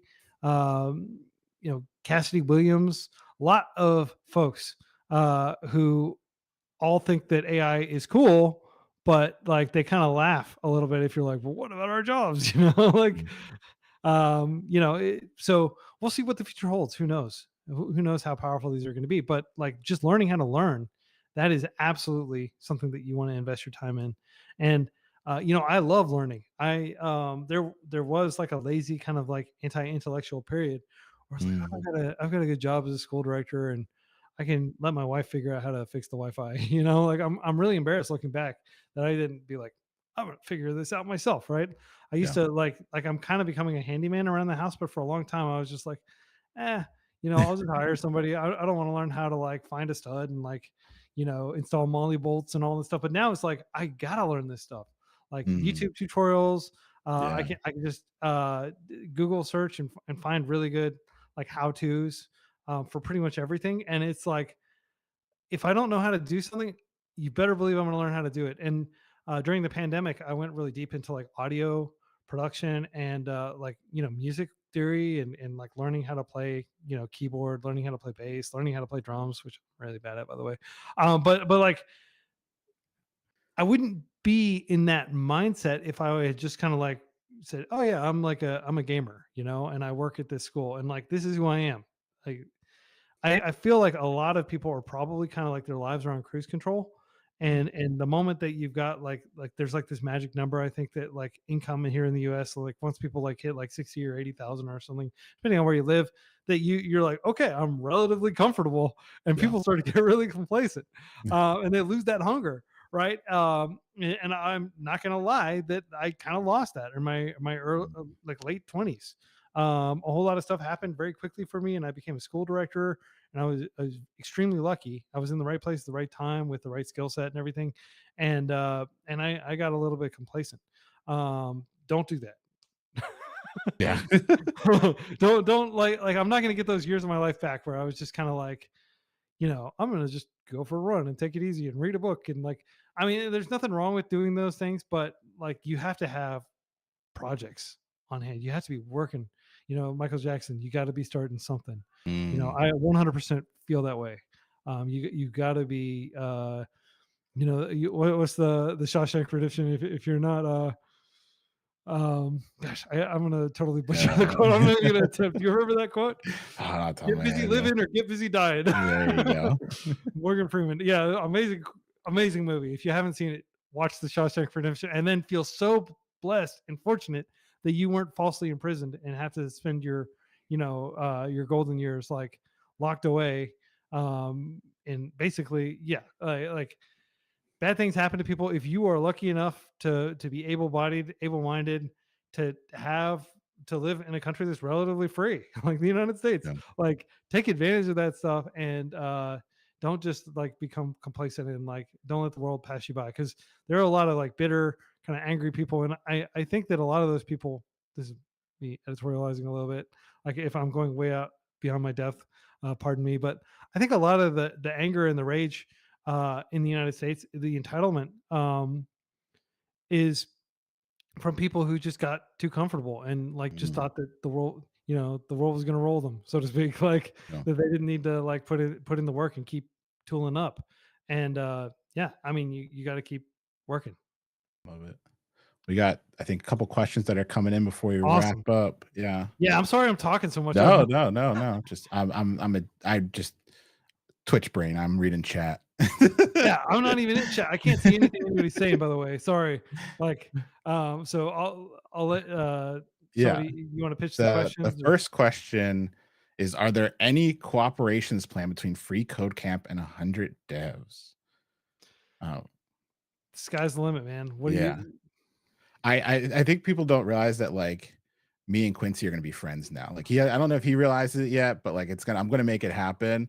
Uh Good things happen all at once. I was on the podcast. He gave me a lot of his time. We're here together. It's just fate telling us. And so I'm just gonna Yeah. keep booking time on their calendar until the good things happen. But just, I mean, a huge source of knowledge that gets distilled down into 100 devs, like even how I talk about myself, like I like the every like little, there's this like sprinklings all throughout 100 devs that come from Quincy. So yeah, I'm gonna make it happen. We're gonna keep keep this train going. But yeah, I mean, it's already like, it's just the trickle down effect is already there for sure.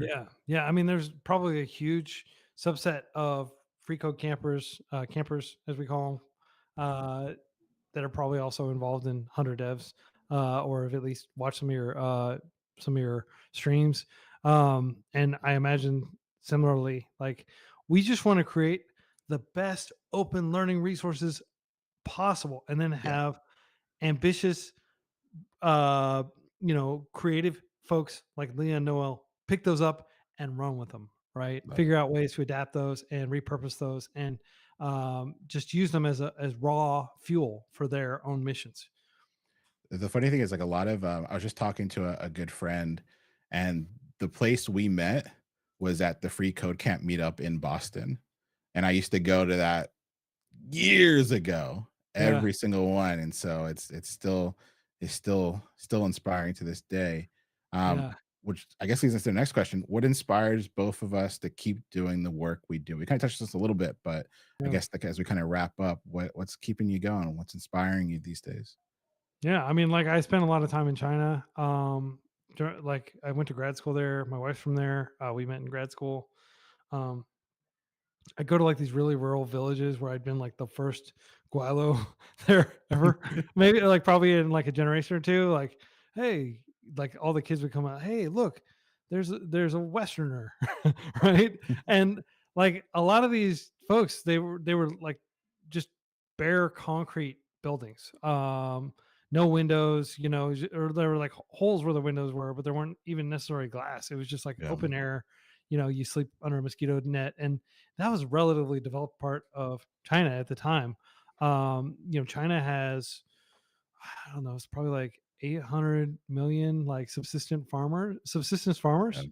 And they've lifted a lot of people out of poverty, but there's so much work to be done. And I was just thinking, like, man, like there could be like an Einstein like intellect among some of these kids here.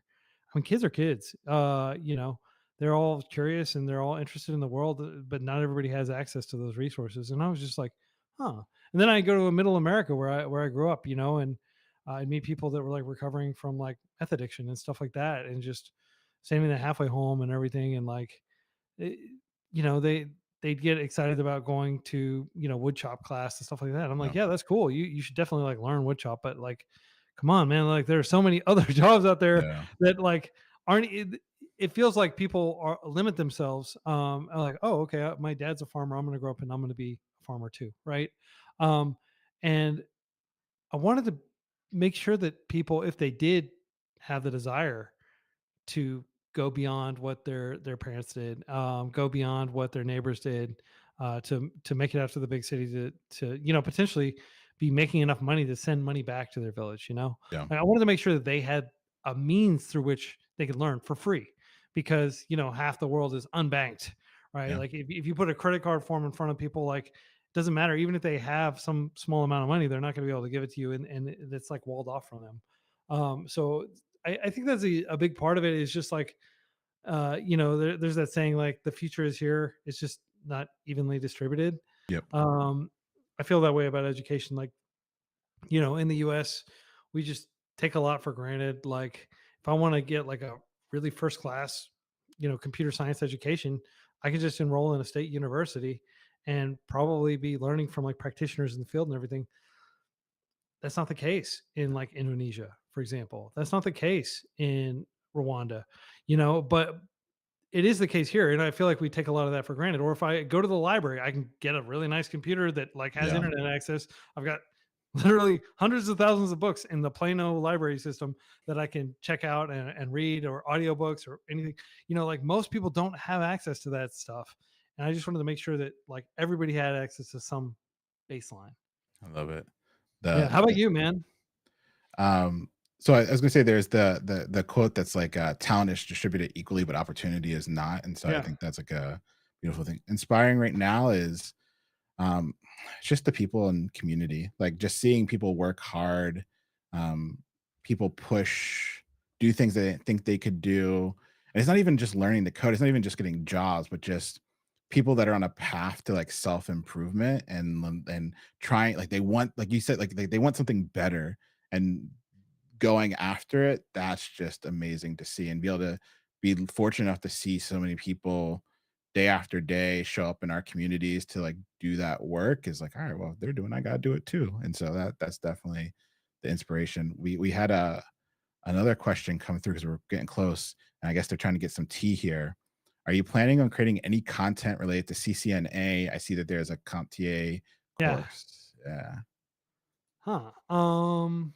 Let me just go to YouTube and search for CCNA and see if we have. I guess we don't have anything on that yet. There's like Network Chuck has some good stuff. Yeah, we hope to do that. You all may already know this, but like the CEO of CompTIA is a camper. He uses free code camp, That's and amazing. he through CompTIA they gave us like just a gift. I mean, it wasn't even a grant. Like, here's a wire, $250,000, right? Like, that's a lot of payroll. That's a lot of server time, Yeah. right? I mean, like, so 100%, we're going to create these resources. It's just a matter of like when, how soon. But like we have covered some of those like various like certification ecosystem. We might have like Security Plus and a few other things. But it's absolutely something we hope to cover. We hope to eventually cover every major professional certification. So it's not for lack of desire. It's just a question of like sequencing, if that makes sense. It's amazing. Yeah. All right. Should we wrap up? Thank you, everybody. I appreciate all the questions and being in chat with you all. It's been amazing to see so many people showing up to support Jacob. I can't thank you enough. So close to that 10 that goal.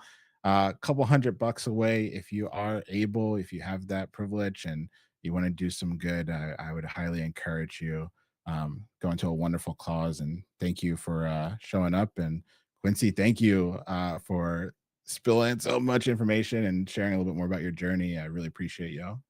Absolutely. It's been a joy to talk with you as well and learn a little bit more about you. I've got like, 20 paragraphs of notes. I just have when you said the delegate automate so you can concentrate, I definitely opened up Apple Notes in that moment and started typing. You saw. Awesome. Yeah. I hope that's helpful for you all, for everybody listening. And yeah, thanks again, everybody. This has been amazing. And again, prayers to Jacob and his partner, and hope everything goes well over the next few months. Exactly. All right. Well, thank you both so much for being here. I think I'm on stream as well, but this has been our final session of the day. So we're calling Journeys Conference Day 1 a wrap with that.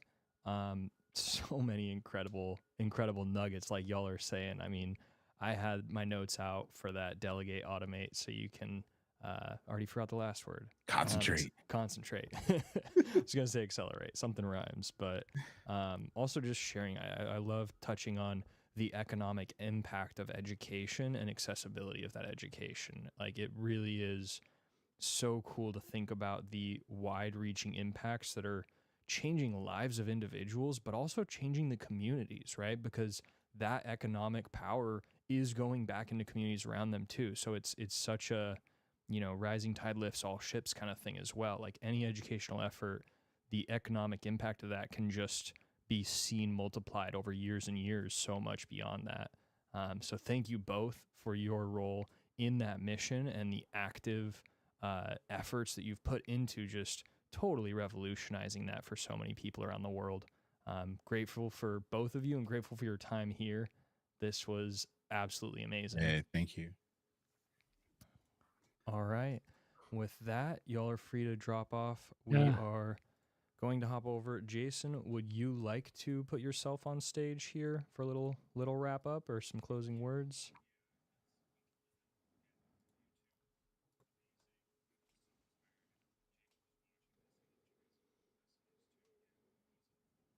Code camp in 100 devs, it wouldn't have connected him and I, and it wouldn't have made any of this possible. So you guys were such a catalyst for our journeys as well.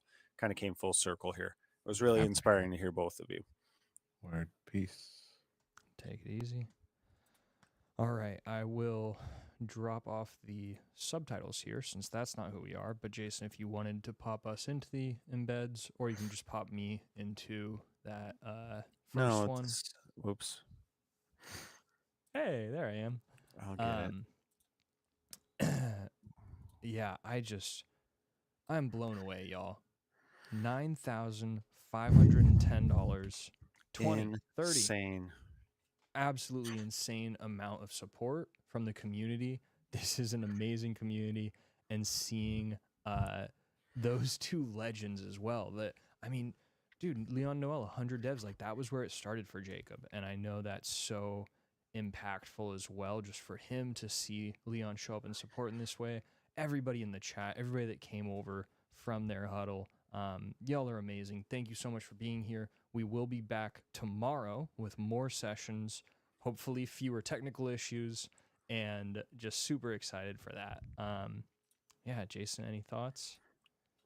This was, I don't even know how to put it into words, the energy and the feeling of everybody just coming together for the same thing.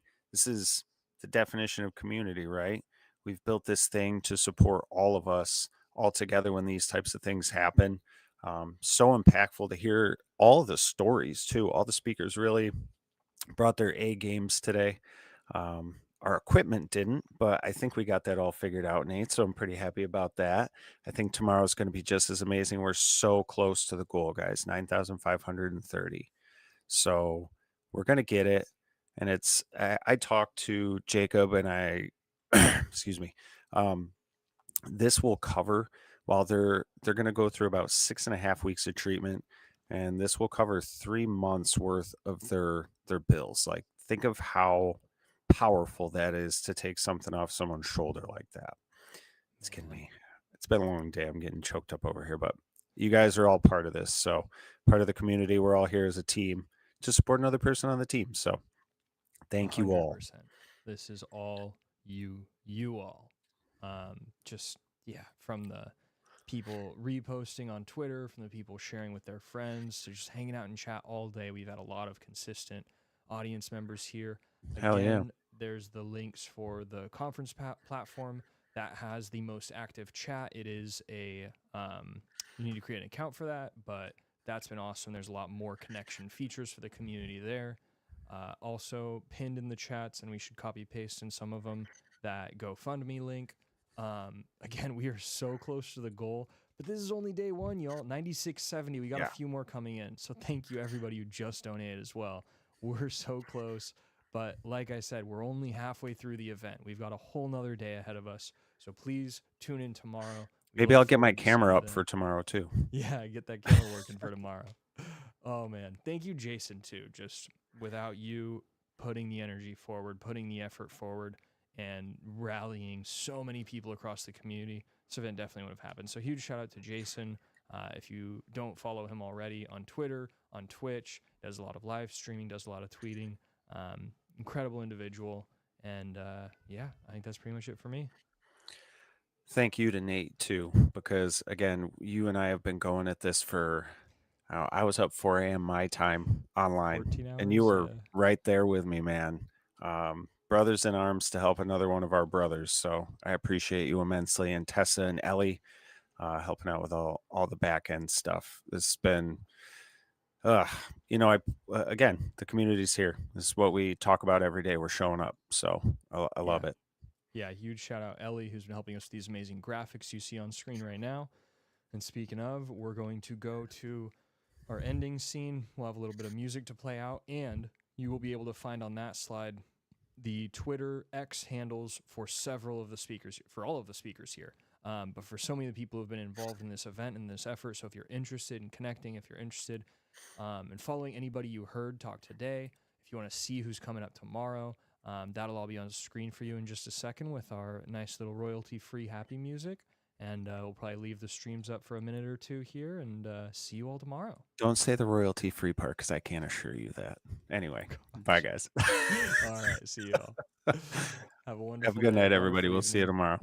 Happy Friday night. Hope everyone has an amazing weekend. And remember, it's nice to be important, but it's more important to be nice, guys. Have a great night. See ya. Are we still on? Yes, what's that?